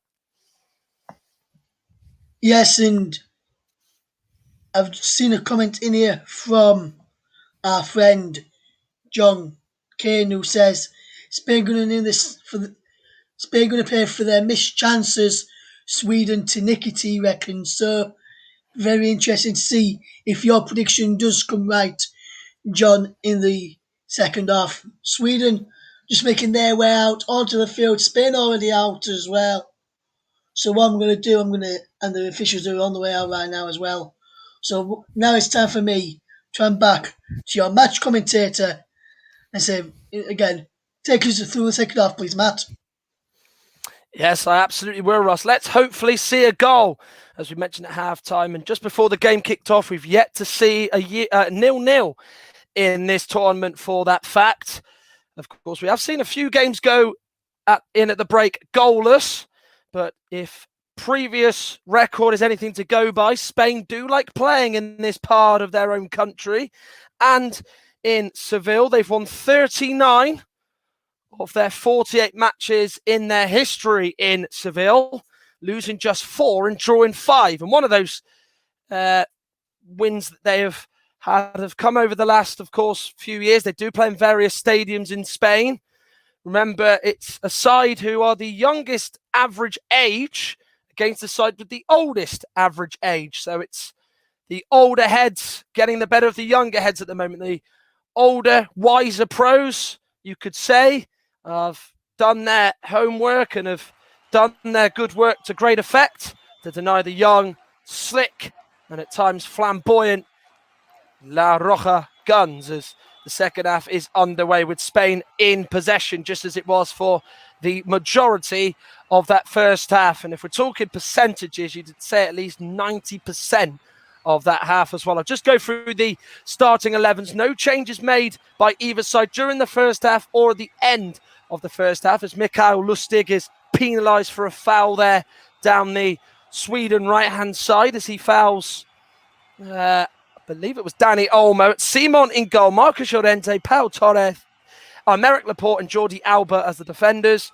Rodri, Koke, Pedri as the midfield, Ferran Torres, Alvaro Morata and Dani Olmo the front three, as Olmo nearly slides it through forward to Alvaro Morata, but he's been penalised as he fouls Mikael Lustig in Sweden's own box, and they get a free kick just 75 seconds into the second half. Sweden line up with Robin Olsen in goal, Mikael Lustig, Lindelof, Danielsson, Augustinsson as the defence. 4 in midfield, Sebastian Larsson, Christopher Olsen, Albin Ekdal and Emil Forsberg. Marcus Berg and Alexander Isak lead the line for Sweden. The subs for both De Gea, Sanchez, Azpilicueta, Llorente, Eric Garcia, Jose Gaya, Thiago Alcantara, Fabian Ruiz, Adama Traore, Mikhail Oyarzabal, Pablo Sarabia and Gerard Moreno. And for Sweden, it's Carl-Johan Jonsson, Christopher Nordfeldt, Pierre Bengtsson, Philip Elander, Emil Kraft, Pontus Jansson, Gustav Svensson, Ken Semmer, Jens Kajust, Victor Claesson, Robin Quaison and Jordan Larsson is their subs. As Spain have it with Aymeric Laporte. As I mentioned, they had so much of the ball. Yes, they did test Olsen, and yes, they did force him to make saves down low. And it was Dani Olmo who had those 2 attempts, but they probably didn't create enough opportunities. Yes, they did worry Sweden and just create that doubt that they need to be more alert at the back. But as of yet, the goal still remains elusive for Luis Enrique's side as Alexander Isak has won a free kick as he was fouled. Going into him there was the Spanish player Alvaro Morata, who's been getting stuck in the early parts of this second half. And Alexander Isak, of course, had that brilliant chance toward the back end of the first half, which, was touched onto the post by Marcos Llorente. But they've got a free kick here with Sebastian Larsson, who's a bit of a dead ball specialist, shall we say. Long way out. He's got to really put a lot of whip on it. He does. They've broken through the lines, and it's come to Lustig, who just couldn't quite cut it across. And in the end, he went to ground. What a chance that was to set one of his teammates up in the box. And then it went to, I think it was Christopher Olsen, who tried to put the ball back in, but he just got himself in a twist.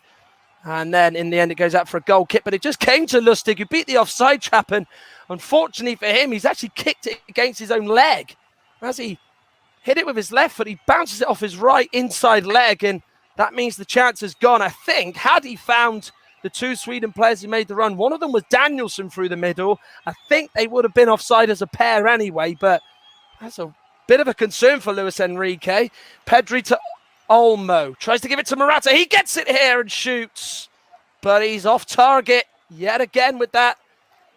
Admittedly, it was a harder chance. And that's the first sighting of goal that Spain have had in this second half. And they get a little bit lucky. Almost pass. Bounces off one Sweden player. And then bounces off Danielsson. It comes to Morata, who tries to take it first time just to catch Olsen out. But not put enough perch on it. Not enough real oomph behind it. And in the end, it just drags out of play toward Robin Olsen's right and out for a goal kick.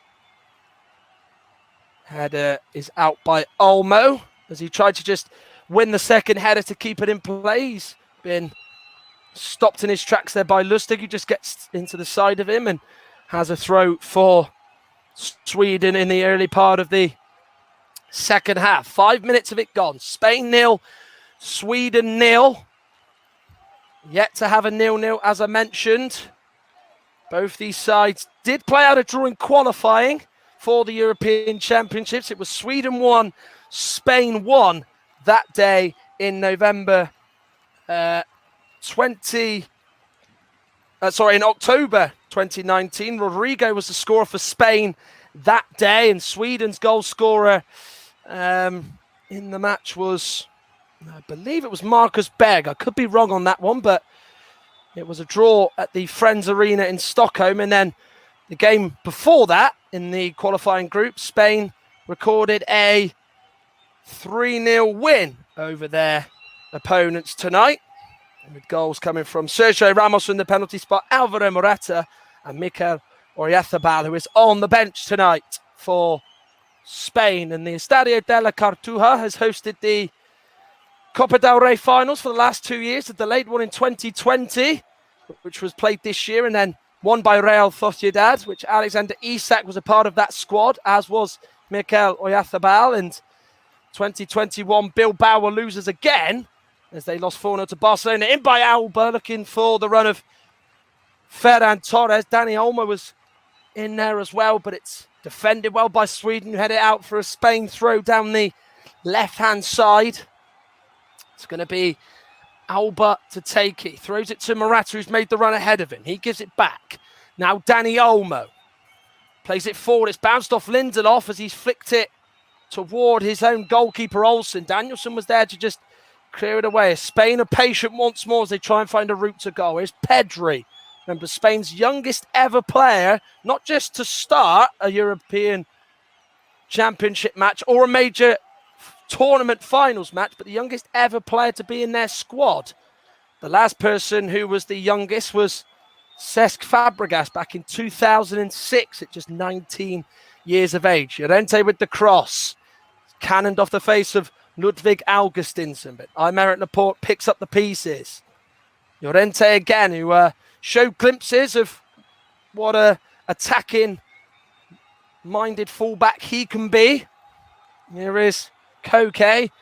High ball up toward Olmo, makes the run through the middle, but he's stopped well there by Victor Lindelof, who just sees the ball go all the way through to Robin Olsen. But if anyone's going to score for Spain and, more importantly, get them 1-0 up, it's going to be Dani Olmo, isn't it?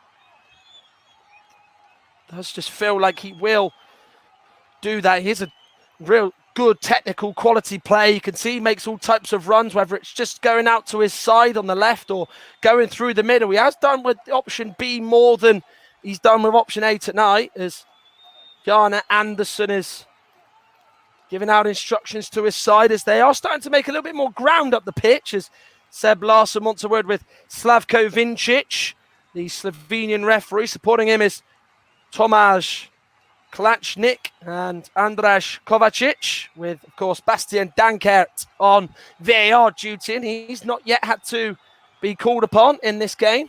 Lindelof takes a throw short, fooled the Spanish defence, who was situated and poised for that ball to go into the box. Defended well by Spain, as Isak just couldn't quite get the touch right. It's Emil Forsberg, really quiet on the attack in front, but defensively has been very astute and has helped his left-back out, Ludvig Augustinsson, absolutely massively, and what's been a real critical thing as to why Sweden have done well in this game defensively at times. Headed out well by Laporte and well watched by him as well, making his first competitive start for Spain. His debut came in a friendly draw against Portugal 10 days ago in a game they did draw 0-0 like they are tonight, and then Lustig cleverly wins a throw as that ball comes off Dani Olmo, who pressed him, chased him down, and then the ball went off him and had a play for a Sweden throw as we are heading into the 10th minute of the second half, 55 minutes overall, as Slavko Vincic has given a yellow card to Mikael Lustig, who I think was protesting a little bit too furiously over something there. But it's a Sweden throw nonetheless, with Victor Lindelof going to go long this time. In the box it goes as he looks for Danielsson, who fouls Jordi Alba, who went down, and it's a free kick to Spain. Yeah, long throw comes in. Rodri's behind him. Alba's in front of him. Alba just gets in front of him. You can just see there's the obvious arm in the back. It's enough of a shove. It's the motion more than anything else to give the free kick. Well, remember, you can follow us on Twitter at Commentary Live1. You're listening to the game live on the Commentary Hub. We've got 2 more games to bring you as the group stages from match day 1 is wrapped up. Hungary against Portugal from Group F. And then the other game from there, Germany against France. I'll be bringing you that one. Nicholas Jones will bring you the first one as Hungary take on Portugal from the Puskás Arena in Budapest. Here is Alba. Cross comes in. It's gone off Lustig. And out for a Spain throw. Remember, he's got to be careful. There's the Sweden number 2. He's booked for something really cheap and something he really shouldn't have got, given he just wouldn't be quiet in and around Slavko Vincic and understandably booked him. So he's got to be very, very smart now for the remainder of this game. Here is now Aymeric Laporte. Okay to Laporte. It has almost been like a training exercise, isn't it? It's just been a real test of nerve and mental strength and a test for Spain just to say, how good are we? How can we break this Sweden side down that have been so stubborn? Morata tries to give it to Koke. He was never racing onto that, and the ball has just gone all the way through to Robin Olsen, who's just keeping it at his feet, just enticing Morata to go toward him, and then as he does, Olsen cleverly just picks the ball up in his hands and thinks about rolling it short to the midfield of Ekdal and Olsen, the 2 central midfielders who've not seen enough of the ball in the second half. Not to my knowledge, they've actually touched it at all in this game. And in the first half, when they did have the ball, they were poor. And that's not ideal from Olsen, as he's just kicked it straight out for a throw with that high, long ball that was well over the head of his Sweden teammate on that right-hand side. I mean, the other game in that group, Poland lost 2-1 to Slovakia in St. Petersburg. Robert Mack and Milan Skriniar with the goals for Slovakia that recorded just their second ever win in the European Championships. As Poland, of course, did go down to 10 men at 1-0 in that game, with Gregor Krychowiak being sent off. So it is 0-0 here. We've only had 1 draw in the tournament so far. That was Wales drawing 1-0 in Baku with Switzerland on Saturday afternoon. Gerard Moreno, of course, 30 goals in 46 games for Villarreal this season, including one in the Europa League final against Sweden centre-back Victor Lindelof, who was at the back that night for Manchester United. He, of course, is on the bench, and also on there as well as the likes of Mikel Oyarzabal, Pablo Sarabia of PSG, and of course Thiago Alcantara, Champions League winner with Bayern Munich.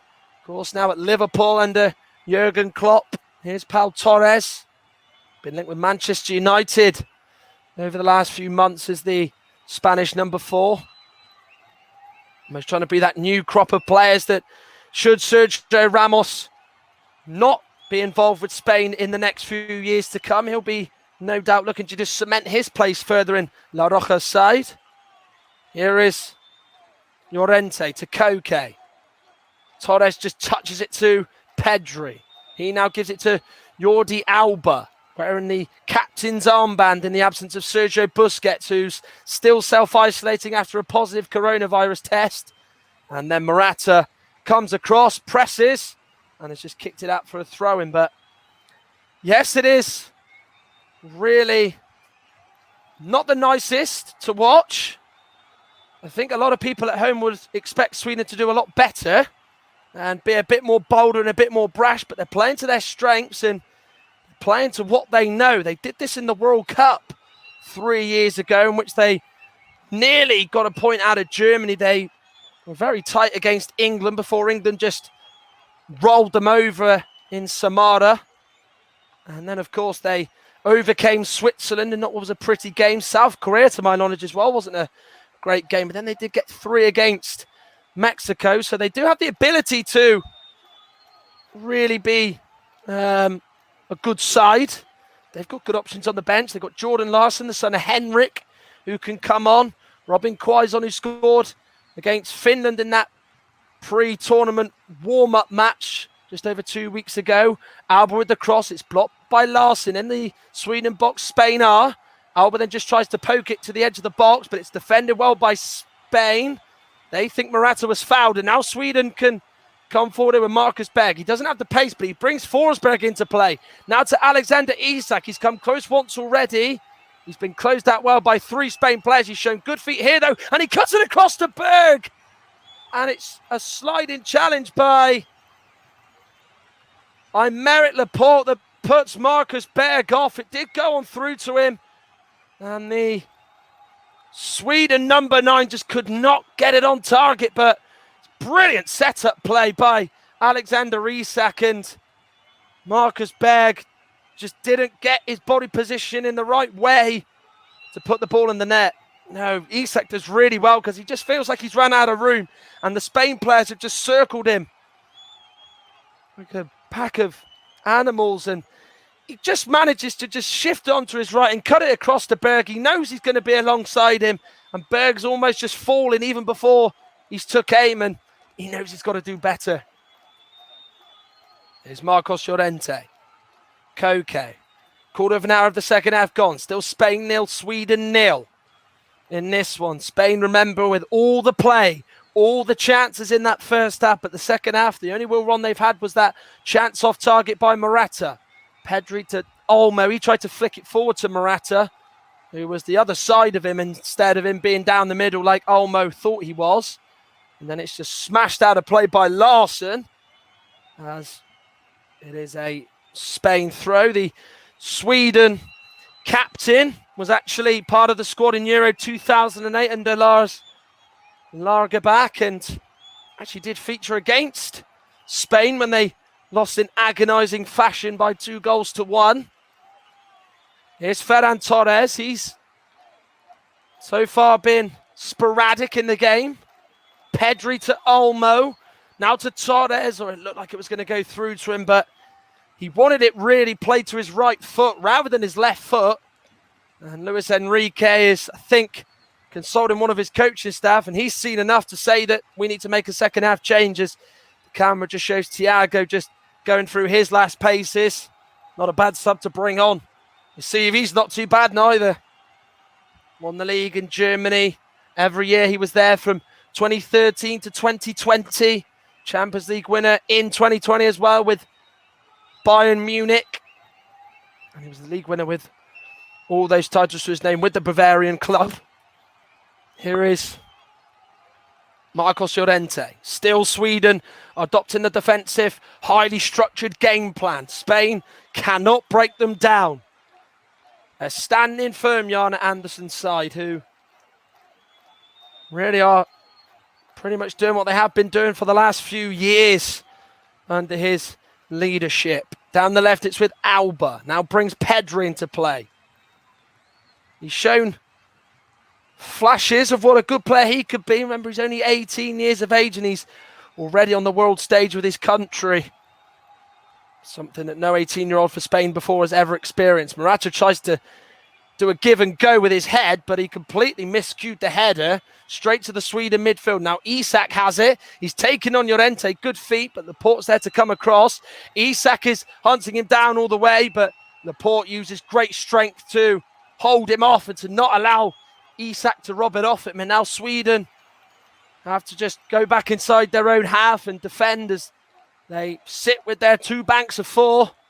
Sepp Larsson and Emil Forsberg have almost acted like wing backs, you could say. It has been such a defensive-minded approach from Sweden in this opening game against the 2008 and 2012 European champions. The competition's joint most successful side, along with West Germany, Germany. Ball goes in by Torres. It's gone off the back of a Sweden defender. Koke went to ground, but still played it forward to Morata, who's unable to really get it under control and has instead just put it out for a goal kick. And Thiago Alcantara and Pablo Sarabia will be introduced very shortly for Spain. I'd imagine that if it was a betting man, I'd probably put Pedri and probably Ferran Torres to come off.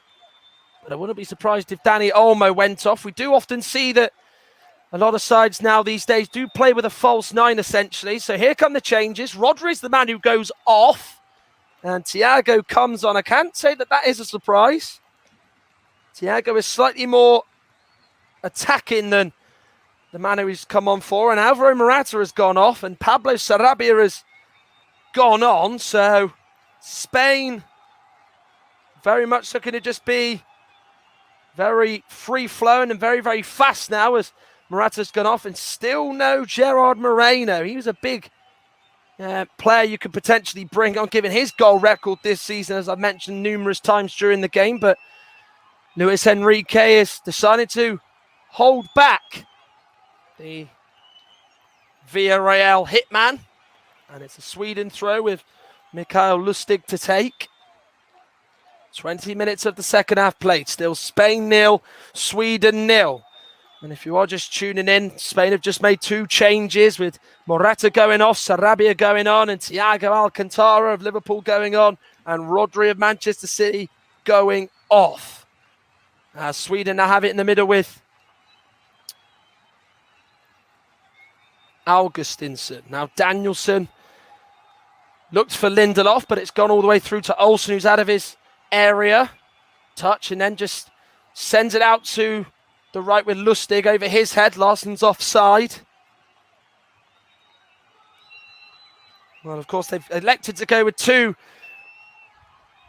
bigger targets up front, Sweden, in the game, and they're going to make two changes of their own as Victor Claesson and Robin Quaison are going to come on very, very shortly, but the ball is still in play here with Spain. It's Marcos Llorente, not quite been able to be very dynamic in this second half. Not really had the opportunity to get forward as much as he would like. Now to Jordi Alba, Dani Olmo. Alba to Pedri. Will Spain get the breakthrough that they are just so desperate for? Llorente. Cross goes in. Not the best delivery, but they get it back, Spain. Headed back in by Koke. It was a deep header. Lindelof away. Here's Alba. First touch was his. Then it's cleared away. Olmo on the volley. But he shanks it wide. And out of play for a goal kick. And now the Sweden changes will take place. So Victor Claesson and Robin Quaison are going to come on. Quaison plays for Mainz in Germany. Claesson plays for Krasnodar. One of 3 in the team.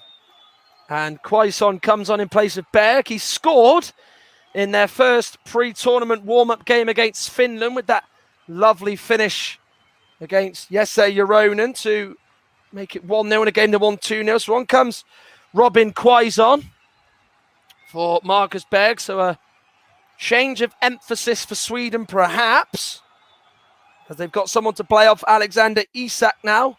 And, well, there won't be anyone to play off Isak because he's going to come off. Good evening for him on his European Championship bow, the Real Sociedad man.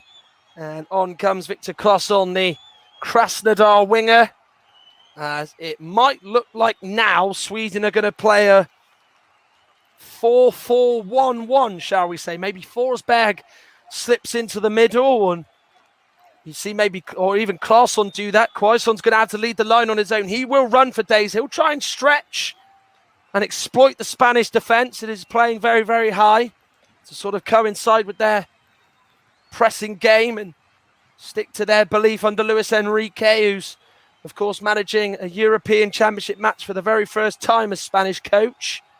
Played in Euro 96, in which their run was ended by England on penalties in a game they drew 0-0 at Wembley. And then Euro 2000, France put pay to their run in the Netherlands and Belgium with that quarter-final win. Here is Thiago. Sweden are starting to press a little bit more now, get into the faces of Spain and make it even more difficult for Spain, as Thiago is shoved over there by Robin Quaison, and it is a free kick to Spain, which Aymeric Laporte takes short. Pedri to Pau Torres. Torres looks to get it from Koke. Just about comes to him. Torres looks to open up and curl it beyond Olsen, but it's well blocked by the Sweden defence, who are still saying no to Spain getting a chance on Olsen's goal. If anything, they've probably been a lot better defensively. Olmo is tussling with Albin Ekdal, and Ekdal has stayed down. The Sampdoria midfielder, and just rubs his knee there as he wins a free kick for his side. Yeah, they're both giving as good as they've got. He just sort of, with his back foot, just catches his knee, I think. Or it might just be one of those, he just sort of had a bit of a hard landing. They're just showing the chance with Torres. He goes for the curler. Victor Lindelof with a really good block. His arms are down by his side and sort of edging towards his back. And that's exactly the sort of defending that has been really good at times for Sweden in this game. 20 minutes to go. Spain 0, Sweden 0.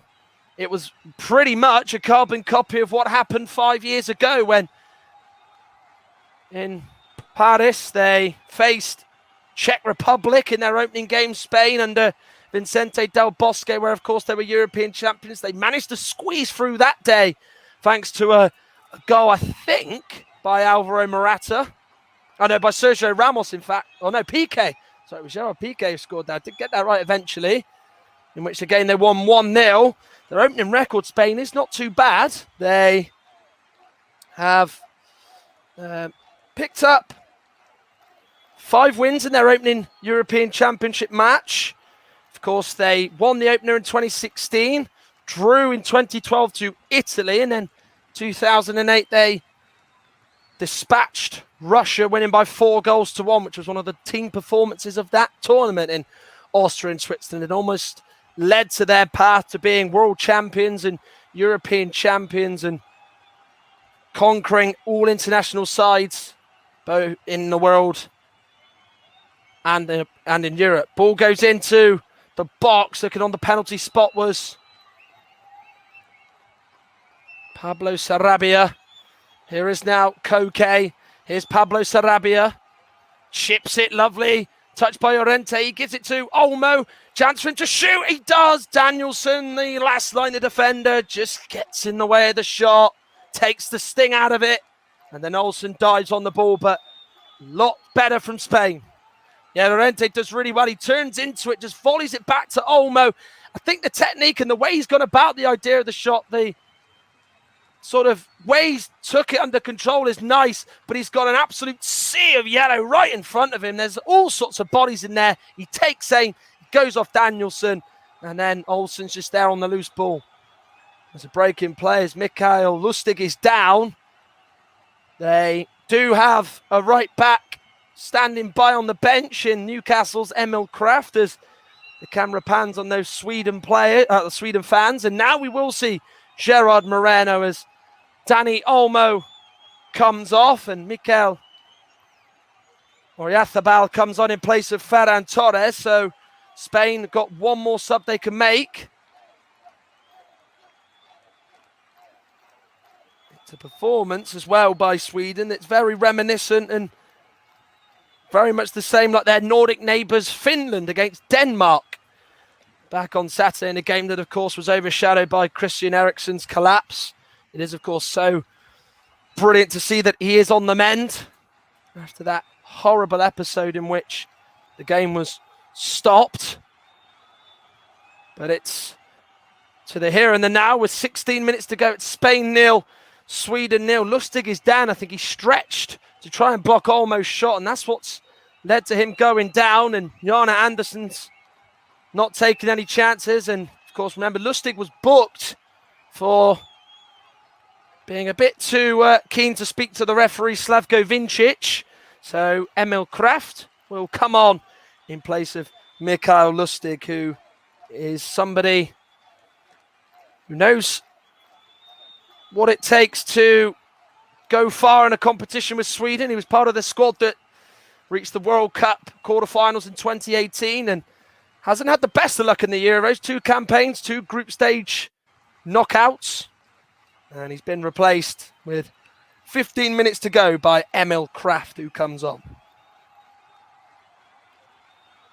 0-0 here in Seville, the Estadio de la Cartuja. The first of 3 games Spain will play in this group at this stadium. And now goes through to Moreno. It looked like it was going to anyway. It was just bobbing all over the place. The ball was spinning and swerving in the air. And then Danielson there just to knock it back to his goalkeeper, Robin Olsen. And, you know, while Spain had all those chances in the first half, and yes, Sweden were presenting them good chances, you've got to give Jana Andersson's sides credit in terms of how well they've been set up in this second half, because Spain have not really had many chances. Morata went close. Olmo had that shot blocked. It's been a real valiant display, and you've got to say, from the defensive point of view, quite admirable, to be fair, and certainly a point that they would have definitely took before a ball was kicked tonight. And of course, they've got Poland and Slovakia in this group, in which Slovakia are the early table toppers. Of course, should Spain score, they'll go joint top, or Sweden for that fact. So can't say they're the table toppers just yet, with 14 plus minutes of this game to go. Throw is taken by Emil Kraft. Now it's with Quaison, who's down. There's 3 Spain players around him on this right-hand side. Here is now Aymeric Laporte. Wonder how much of the kitchen sink Spain will throw. They've not quite got to that territory or that stage yet. It does feel like they're going to have to start doing that, as it says, desperate times call for desperate measures. Headed away well by Sweden yet again. It's Thiago in the middle. Turns away from 2 players. It was Quaison and Claesson who were closing him down. Here is Koke, who's almost played as a right midfielder at times in this game, putting balls into the box, but as the game's gone on, that's just gone out of his game, hasn't it? Him and Llorente just playing keep ball on that right-hand side. Now into the middle with Pau Torres, the centre-back. Now it's with Pedri to Sarabia, and then they just about clear it, do Sweden. They're holding firm. defensive rear guard is really coming out on top. Remember, Spain, the youngest side on average, just over 24, the average age of their squad, against Sweden, who have the average age of 29.2. Ball goes in. It's looking to try and get Sarabia in there. It's away. It's on the right with Llorente. Ball goes in. Not a bad delivery. Moreno attacks it. Right under the nose of Olsen, who comes out with a flying punch. And only gives it out to the left with Oyarzabal. They're really, really trying to push on here, Spain, as we're edging closer and closer to the conclusion of this match. Llorente can't quite get it through to Pablo Sarabia. Llorente will get it back. The Sweden players right in front of him everywhere Llorente looks, and for that fact where every single Spain player looks. Here's Jordi Alba trying to give it to Pedri, who stayed down. Slavko Vincic now does stop play, and I think will potentially maybe allow some treatment as he waves the medical staff to come on. And Christopher Olsen is experiencing cramp like many footballers do when they've done a lot of running. He went in for that challenge. Full commitment from the pair of them. It's a Swedish player who's come off the worst out of the two. But Sarabia's ball in was a real good, enticing one for Moreno to attack down the middle, right under the nose of the keeper. But Robin Olsen just punched it clear, and luckily it went away from Moreno just as he just really stretched out his neck muscles there to just try and get it in there, as Luis Enrique is frustrated but is keeping a brave face on it as Pierre Bengtsson is about to be introduced. Sweden players, some of them just go around Christopher Olsen and the medical staff just to get some fluids on board. It is an extremely hot night in Seville. Temperature in Spain around about this time is always very hot, very humid. It is 24 degrees round about now. The humidity of 60%. Of course, it has been real dry and bright sunshine everywhere you've looked in this tournament so far.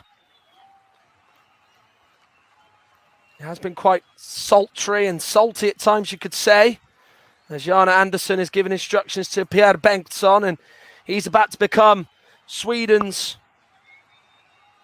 fourth sub in this game. And of course, they already brought on one fullback in Emil Kraft for Mikael Lustig, so it looks like that's going to be happening again here, albeit maybe a midfielder going off, or even maybe Ludvig Augustinsson, who's had to really, like Lindelof, Danielsson and Lustig, or now Kraft, have had to do throughout the game, and that is stand very, very firm against the Spanish possession and play that they've had so much of. But as it's gone on, it's just really sort of fizzled out and not really come to nothing, and they're almost relying on what made them tick from about 2008 to 2012, in which all the sparkling players, the way that was so successful, is going to get them through this game tonight. In Seville, remember as well. Pedri shows good feet. Now knocks it down the line to Jordi Alba. Here's an opportunity for Oyarzabal. He gets the ball in. It's gone off a Sweden player in there, and then Forsberg just about clears. 13 attempts to Sweden's 4. We've not had a single one on target. The closest they came was Alexander Isak when his shot was touched onto the post by Marcos Llorente, the Spanish right back, and then into the path of Unai Simon, who's that is the only thing of note he's really had to do apart from push the ball out from across from the right from Seb Larsson in the first half. And Spain's best chance fell to Alvaro Morata as he went one-on-one via a mistake from Danielsson. He opened up and curled it just wide as Christopher Olsen has gone down again with cramp. I think his evening's going to be over very, very soon. And they're just showing the replays. Danielsson just catching Gerard Moreno as they both went in for a challenge. And Merritt Laporte is just having bit of an issue with his socks or his boots, I think it is. It means he's just putting his sock back on. The white sock before he puts his Spain socks on. Luis Enrique giving instructions. Jordi Alba's been called over. And now we are going to see Sweden go to the bench for the final time tonight. So Christopher Olsen's going to go off and Jens Kajust is going to come on.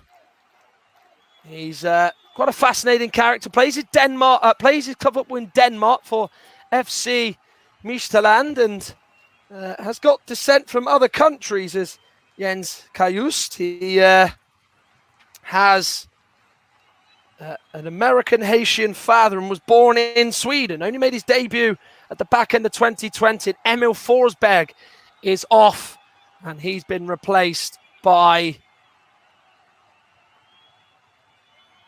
Pierre Bengtsson.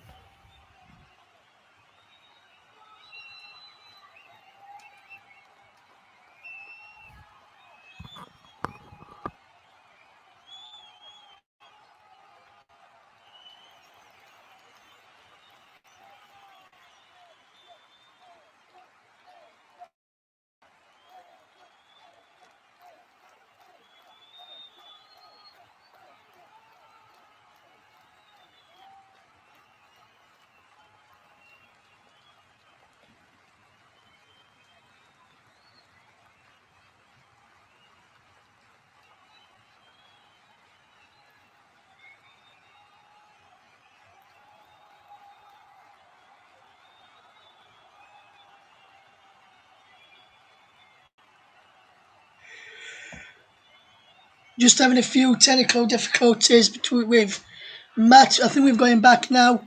So let's head over to Matt Hales again. Beauties of technology really can cause a problem for a commentator, and we are now back and able to bring you the rest of this game. 5 minutes in total left, plus maybe a little bit of stoppage time. Spain 0, Sweden 0. Here is Jordi Alba down this left-hand side. He's gone forward a little bit, but yet to really put that decisive ball in that's going to get Luis Enrique's side in front. Just before we had that little problem, Sweden made 2 substitutions. Jens Kajust came on in the place of Christopher Olsen, and Emil Forsberg was replaced by Pierre Bengtsson as Sweden now.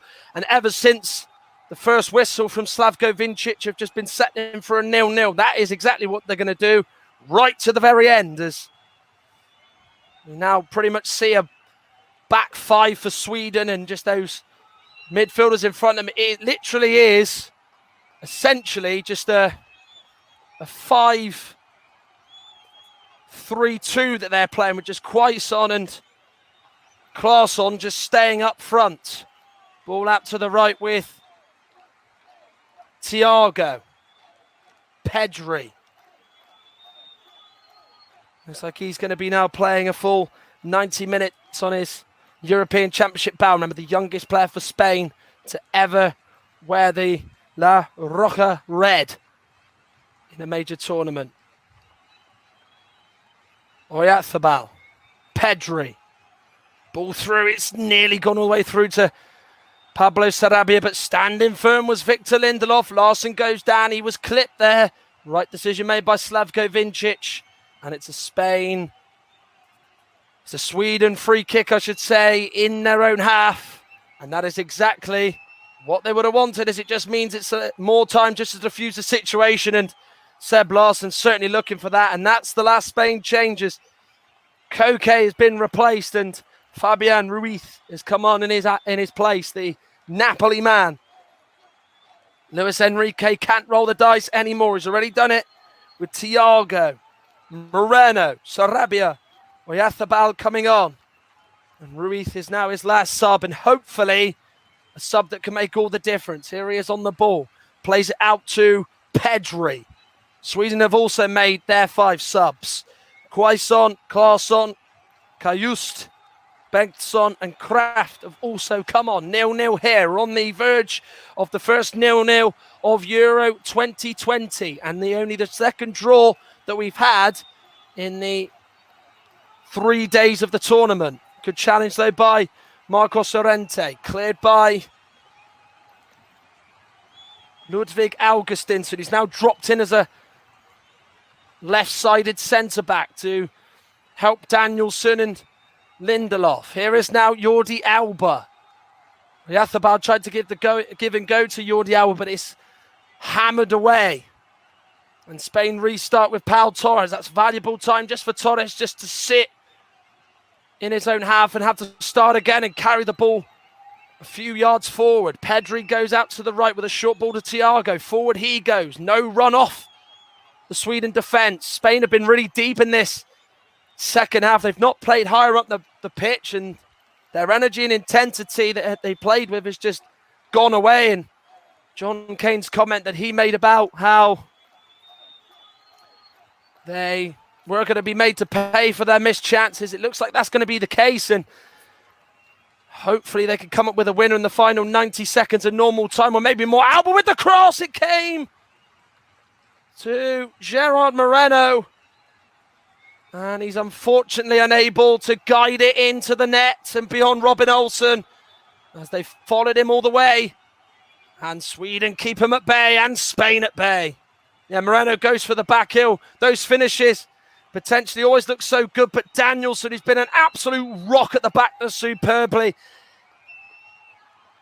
He's actually been flagged for offside down that side by Andrej Kovacic, but really good defending nonetheless by Danielsson. It's not been something he's been fazed by on his European Championship debut. No, in his 30s, he's been absolutely sensational, and he's a contender for man of the match. 32 to be precise is Marcus Danielsson. What a game he's had at centre-back as Pierre Benton can't get around. Marcos Llorente's had a good game for Spain as well, but it's not really his team's night. The side also got the nickname the Red Fury. There's going to be Red Fury, no doubt, from those Spanish supporters. The fact that they have had chances to win, especially in the first half, but yet it still remains goalless. As there's probably going to be a bit of an inquest as to why they couldn't break down this Sweden side, who deserve a lot of credit.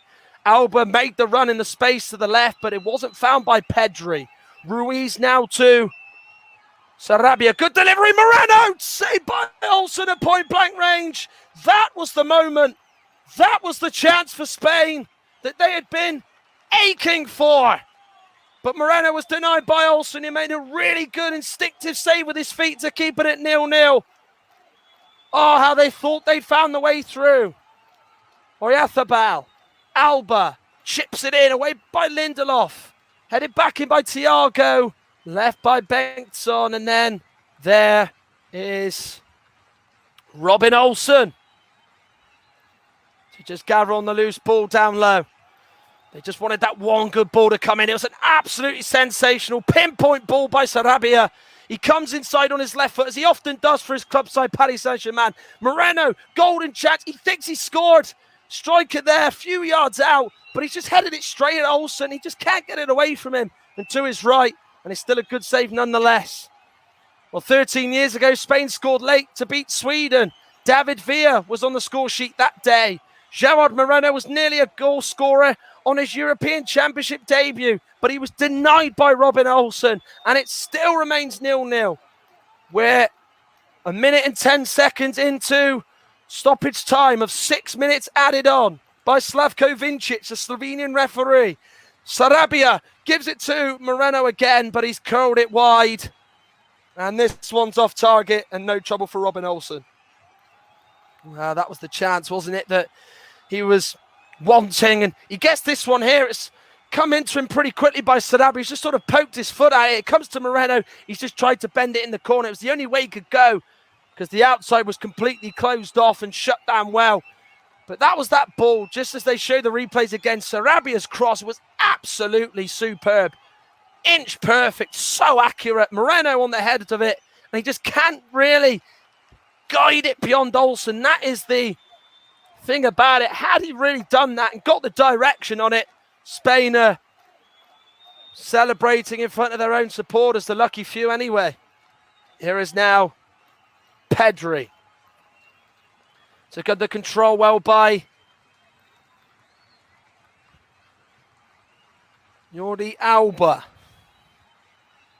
Here is now Llorente, Sarabia, Ruiz. Llorente again. Now to Pau Torres. How they would love to deal with prime Fernando Torres right now, maybe coming on and scoring. It could be the moment here, though. Alba with the cross, high from Moreno. It's bounced off Sarabia, who just couldn't get his feet sorted to get a real good contact on it. And it's just bounced off his leg. And it's gone all the way through to Robin Olsen. But Jordi Alba's been wanting a ball like that all evening, especially in the second half. He looked for Moreno. The cross just went beyond him. Sarabia was there, and he's just tried to turn into it. And as it's just sort of gone off his left leg, I think it's actually bounced off the other part of his body. Yeah, it's bounced off his right-hand side, his rib area, midriff, and gone all the way through to Olsen as Sarabia just puts his hand in the air to say how frustrated he is with himself that he didn't put it in. 2.5 minutes for Spain to find a winner. Sweden are saying that shouldn't have happened as Luis Enrique just puts his hand up in the air. The Sweden bench weren't happy about something as Alba gives the ball back to Robin Olsen. Well, they, until the 90th minute in this second half, had created virtually nothing.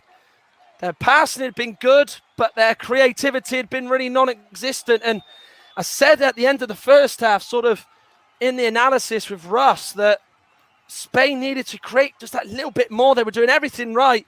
The speed, the intensity, everything was working, but Sweden have just sucked the life out of them. And Jan Andersson's side have been clever in the defensive side of the game. They've been slightly more up the pitch. They pressed a little bit more, and they forced Spain to go back. They deserve a lot of credit for the way they've played in this second half. They've cut the mistakes out, and they've been even more tight-knit and even more solid. And hopefully, with 90 seconds or just under it left to play, they can hold out. Here's Oyarzabal. He takes on Emil Kraft, and it's gone off him for a corner. He's not wasting any time, the Real Sociedad man. He wants to get the ball on the corner quadrant and just get it in. 60 seconds left to play. Will there be last-minute heroics from Spain? It's going to be Thiago Alcantara who's going to take it. Pau Torres is up there, as is Aymeric Laporte. He scored late on in the League Cup final a few weeks ago. In by Thiago. In it goes. It's met by a Spanish head in the box.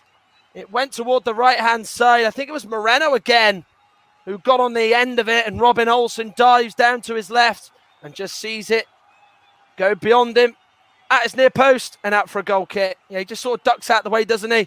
Just does because he's never sure. All sorts goes on in there. Sweden just really tight to Laporte and Moreno in particular. They know Moreno had one good chance with his head in which he was so close to scoring. And then with that one, they made sure he wasn't getting any room, not going off any man to head it toward the goal. And then that one was off target. Just didn't get enough on it this time and also couldn't get it on target. Here's Alba. Is there one last chance? Slavko Vincic looks at his watch in the middle. We look like we're going to be just playing a few seconds over the 6 minutes, which are now up. Here is Fabian Ruiz. Sarabia, cross deep from the left, and it goes. Lindelof underneath it again. Pedri looked to attack it, and Cayustis volleyed it away, and it's finished at the Estadio de la Cartuja. Spain 0, Sweden 0. Well, Luis Enrique's side peppered the Sweden box in the first half with the possession. They had good chances. Morata missing a sitter as he went one-on-one, and he just whistled his shot beyond Robin Olsen, who it beat, but it beat the post. And then Dani Olmo had two chances, which Olsen saved. One with his head from just a few yards out, all of about 4 or 5 yards. And then the other one was from distance in the first half. But Sweden went close with Alexander Isak, and there's a banner that says Iniesta Cuenca, but how they would love to have done with Iniesta tonight, or a Xavi, or a Torres, or a Villa, the golden generation, the class of 2008, someone from that team to really grab the ball by the horns and win. But Spain have been out-thwarted by a defensive Brazilian and a defensive wall in yellow in Sweden. Full-time in Seville, Spain 0, Sweden 0. Spain unable to get a winning start to life in Euro 2020 in front of a small section of supporters. Yes, that is the case. Matt, that is the case, mate. And just before we look at some of the key moments in the game, Matt, I think you know what question's going to come. Who has been your man of the match to be sponsored by Commentary Services? Well, I think for me, there's notable names you've got to include in there. I think Marcus Danielsson was excellent. I think Lindelof had a really good game. He often does maybe get criticised, Lindelof, for not being strong enough and maybe not quite showing enough leadership qualities. But I think you've got to give it to Robin Olsen. That save he made at the end from Moreno was superb. He made a really good one from Olmo in a similar position in the first half. He made another one from Olmo as well. And I just thought he was good in goal. You know, he really punched everything away that came into him. And, you know, for those Sweden players, it was a marathon effort. It was an absolutely big task to keep this Spain side quiet. Yes, it's not the same Spain side, but there's still a lot of quality in there. And they were so good at the back. And, you know, their fans are celebrating it like a win. And why wouldn't they? Because it was such an outstanding defensive performance. And they deserve a lot of credit for that in the second half of the way they played. So Robin Olsen's man of the match for me. Yes, he did pull off some good saves when forced upon and kept Spain at bay, along with Danielson as well. Danielson, like I said, Matt, would be up there for man of the match, along with Victor Lindelof as well. And if you just look at from the Spain side of things, Matt, I know you've given it to Robin Olsen, the Sweden goalkeeper, but if you had to look from a Spanish point of view, who do you think was their standout man today, and who do you think deserved man of the match if you had to pick one from Sweden and one from Spain? Who would you pick from a Spain point of view?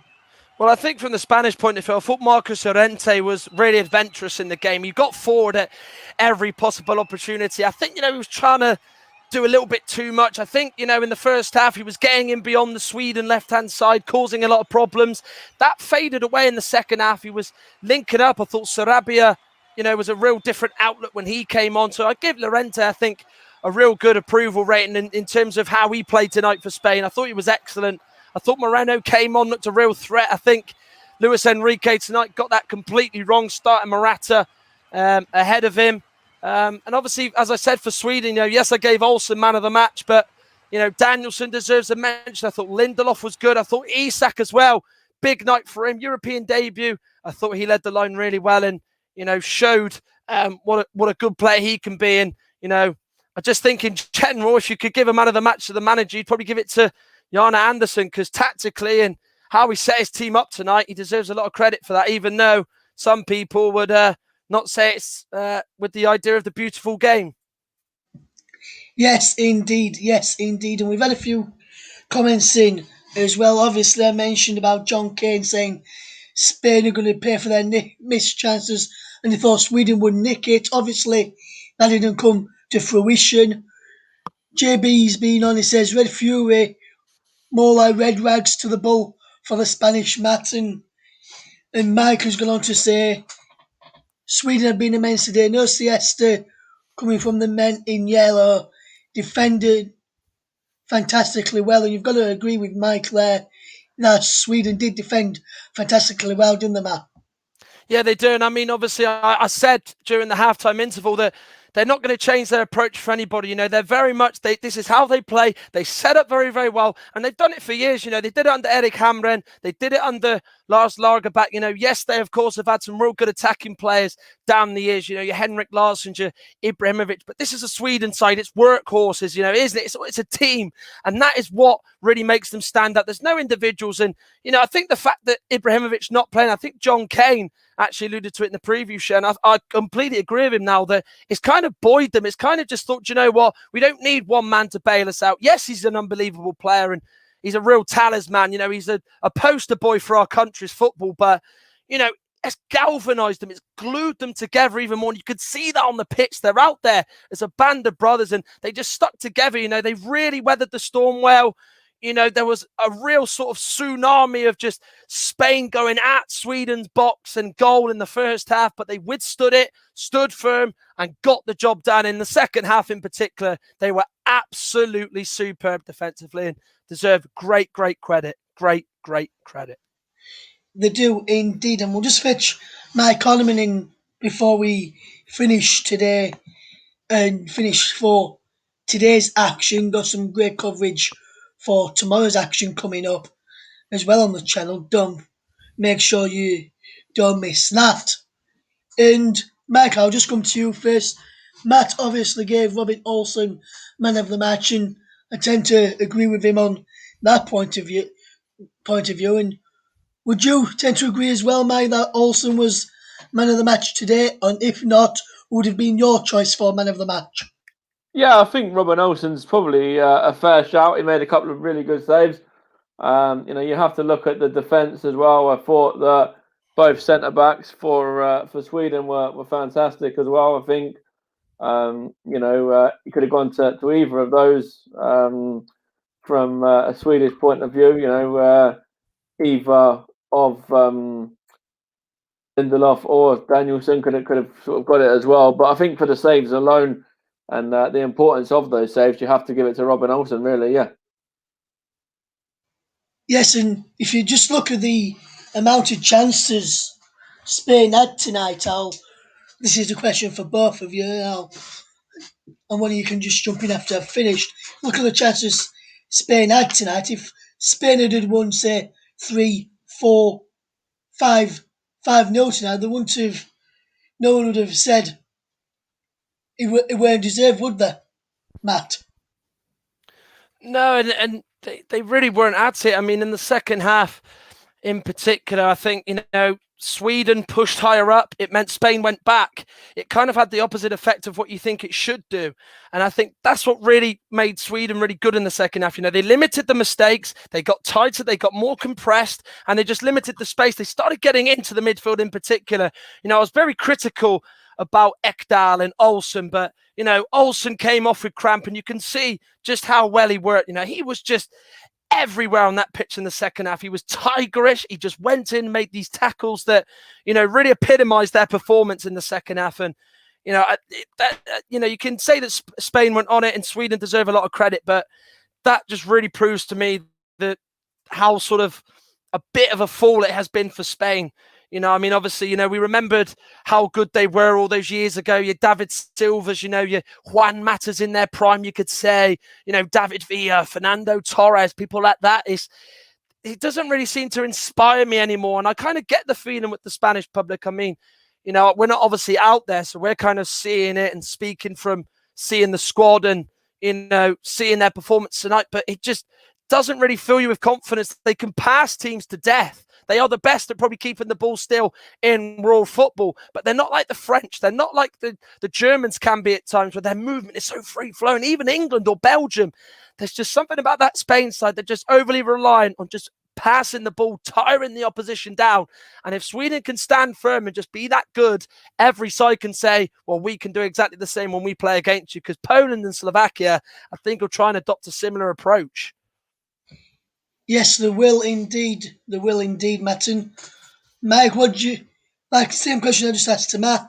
If Spain had won to 3-4, even 5-0, you couldn't have sat there, put out on social media that wasn't a deserved win for Spain. Because if Spain had won tonight, it's completely a deserved win, wouldn't it, from the amount of chances they created? Yeah, absolutely. They had loads and loads of chances.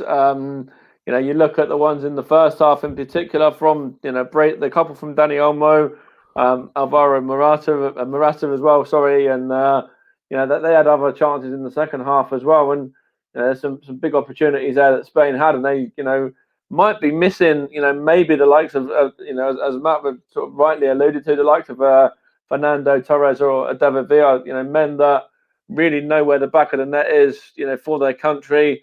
And they've got that tournament experience from a frontline perspective. Alvaro Morata led the line, and he was okay in everything he did, and he kind of snatched at that opportunity in the first half. And it's going to be interesting to see what they do now, going into the next game against Poland, because I'm in complete agreement with Matt. Poland and Slovakia will both set up in a very similar kind of way to Sweden. Let Spain have most of the ball. And then, sort of just saying, well, if you can break us down, then, we'll, basically come and have a go if you think you're good enough, sort of thing. And, in front of goal, Spain really weren't. And they've got a lot to do. They've got a lot of improvements to make in regards to their next game. And, they've got a bit of time to get things right. And, Luis Enrique, I'm sure, will have them training very, very hard as well. And I'm sure the finishing will be one of the main things that he can be getting them to sort of train the hardest on over the next sort of week or so. Yes, indeed. And me and Mike spoke about England's performance in that yesterday, Matt, but we've not spoke to you since the performance from England yesterday. And you've probably obviously watched that game. And for you, Matt, I know Mike agreed with me and John Kane agreed with me yesterday. John Kane did fantastic commentary. Make sure you listen back to that if you haven't already. Agree with me that Calvin Phillips was possibly the man of the match for England yesterday and couldn't work out why, other than probably because of the goal. Raheem Sterling got star of the match from UEFA. But how good for you, Matt, yesterday in the England game was Calvin Phillips. Before Bielsa came to Leeds, he was playing that sort of same role. It's kind of role he was playing for England yesterday, so Leeds fans knew he can do that. But for England, he's been playing that defensive midfield role, getting forward at times as he can. But yesterday, he got forward, created the goal for Sterling, and had a thing for me was my man of the match. He was Mike's man of the match, John Kane's man of the match, and was he your man of the match as well yesterday for England?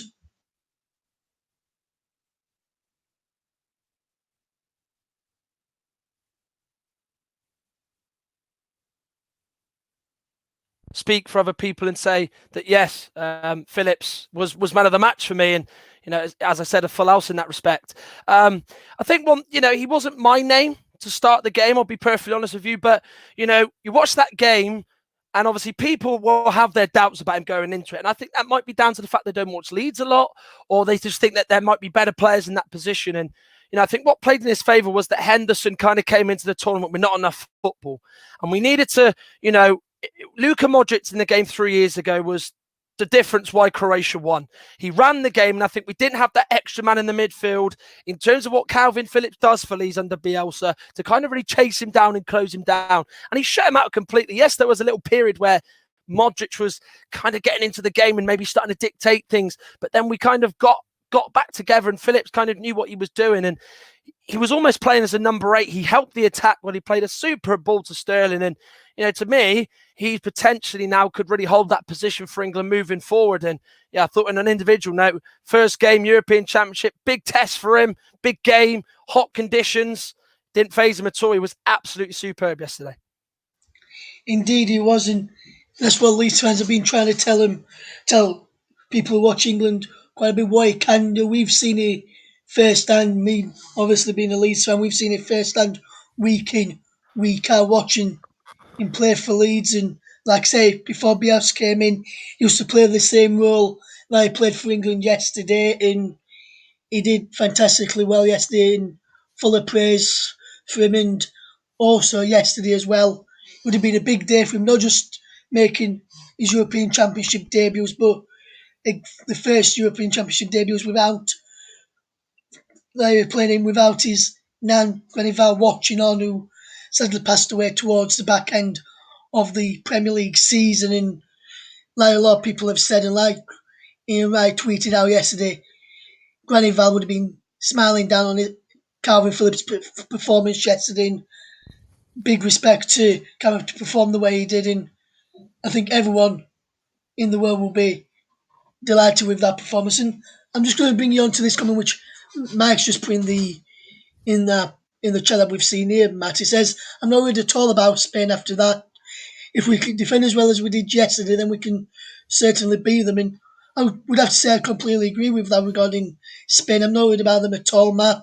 Yes, they had a lot of possession, but if we defend like we did yesterday, England, we could certainly beat them, especially with the attack we've got with both Foden, Grealish, Mount, Sterling, Sancho, Bellingham who can come on, Phillips who we're getting up and around Harry Kane. Yes, Harry Kane didn't score yesterday, but we've got Harry Kane who can put ball in the back of the net. We've got other players who can put ball in the net.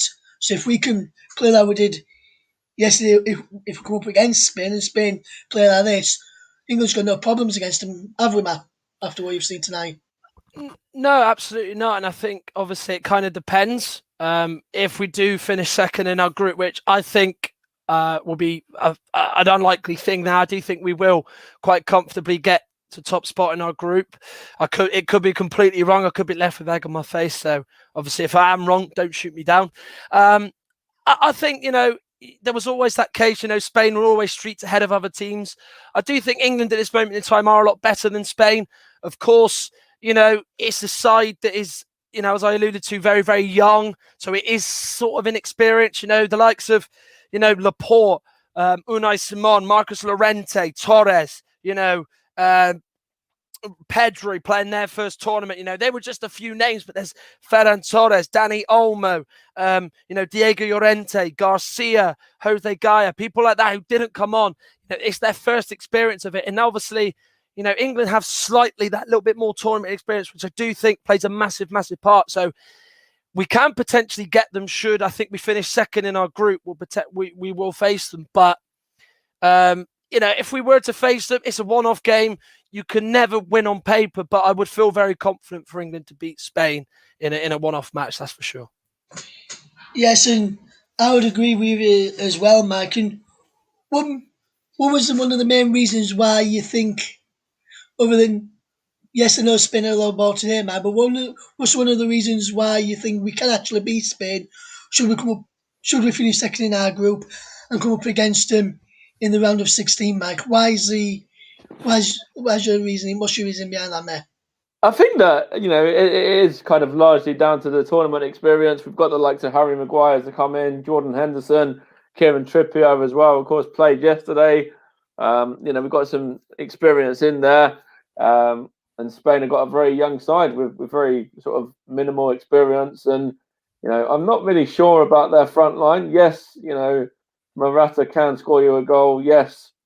Also, Moreno can score you a goal as well. But, if England defend how they did yesterday and how Sweden defended today as well, this is going to give, Gareth Southgate a lot of sort of positives, really. If England are to finish second and get Spain, then of course they'll look over this game.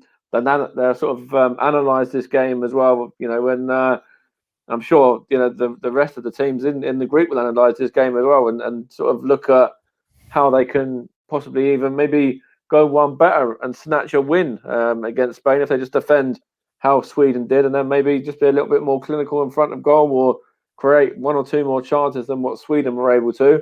But if England were to meet Spain, then I think, Harry Kane's certainly a very clinical striker. Raheem Sterling as well is in form for country at the moment. So I'd certainly be, in the camp, as I said there, that would be all in favour of England getting a win. And, it's, of course, it is possible as well. But as Matt rightly mentioned, it is only the first game of their tournament as well. So still plenty more to come from them. And I'm sure they'll still, have quite a bit of a threat and quite a bit of a say in this group still, even though they've only just picked up the 1 point this evening. Yes, that is true, Mike. That is true. And Matt, just before we wrap up tonight, I just want to apologise to you, man, because before the game started, I said to you, after I asked you what your score prediction were, and I went, probably won't be a 0-0, will it? And I think I cursed you by saying it won't be a 0-0, and you got the tournament's first 0-0 draw in this competition. So I apologise for that, but just want to say once again another fantastic commentary for you, Matt, and looking forward to having you back on tomorrow when hopefully you get your first goals of the tournament and hopefully not a back-to-back 0-0 for you Euro 2020 on the Commentary Hub channel. And also, I just want to say I think you did a fantastic, great commentary debut for JB Sports as well, where the Commentary Hub is in partnership for Euro 2020 this summer. Thank you very much. I hope I can get some goals tomorrow. France versus Germany is a fixture that jumps at the page, doesn't it? You don't need me to give you the history lessons on how formidable those nations are. So I'm hoping for some goals, but, it's one of those games, I think, pretty much 65 minutes in, I think you could almost sense that there wasn't going to be any goals in this game and that Sweden were just going to really hold Spain out, and it obviously came true. Yes, indeed. And I just want to say, Mike, just before we go, thank you for coming on and giving your analysis at half time and then again at full time as well, Mike. Great. It's always great to have you both working alongside me, whether as an analysis, main commentator with me presenting, Mike as a pundit as well. So I think great work from us all today, and I think the added crowd noise that we added into the commentary seemed to work really, really well. And Yeah, it makes a real difference. Yeah. and hopefully we can bring you more of those with more added commentary in as we added crowd noise in as we move on forward. Well, for myself, Matt, and Mike, and the team here at the Commentary Hub, thank you very much for listening. We'll see you tomorrow with 2 great games in Group F. First up, we've got Nicholas Jones on the mic as Hungary take on Portugal. And then the Man United tonight, Matt Howes will be back for France against Germany. But from all of us here at Commentary Hub and JB Sports, thank you very much for listening. Good night.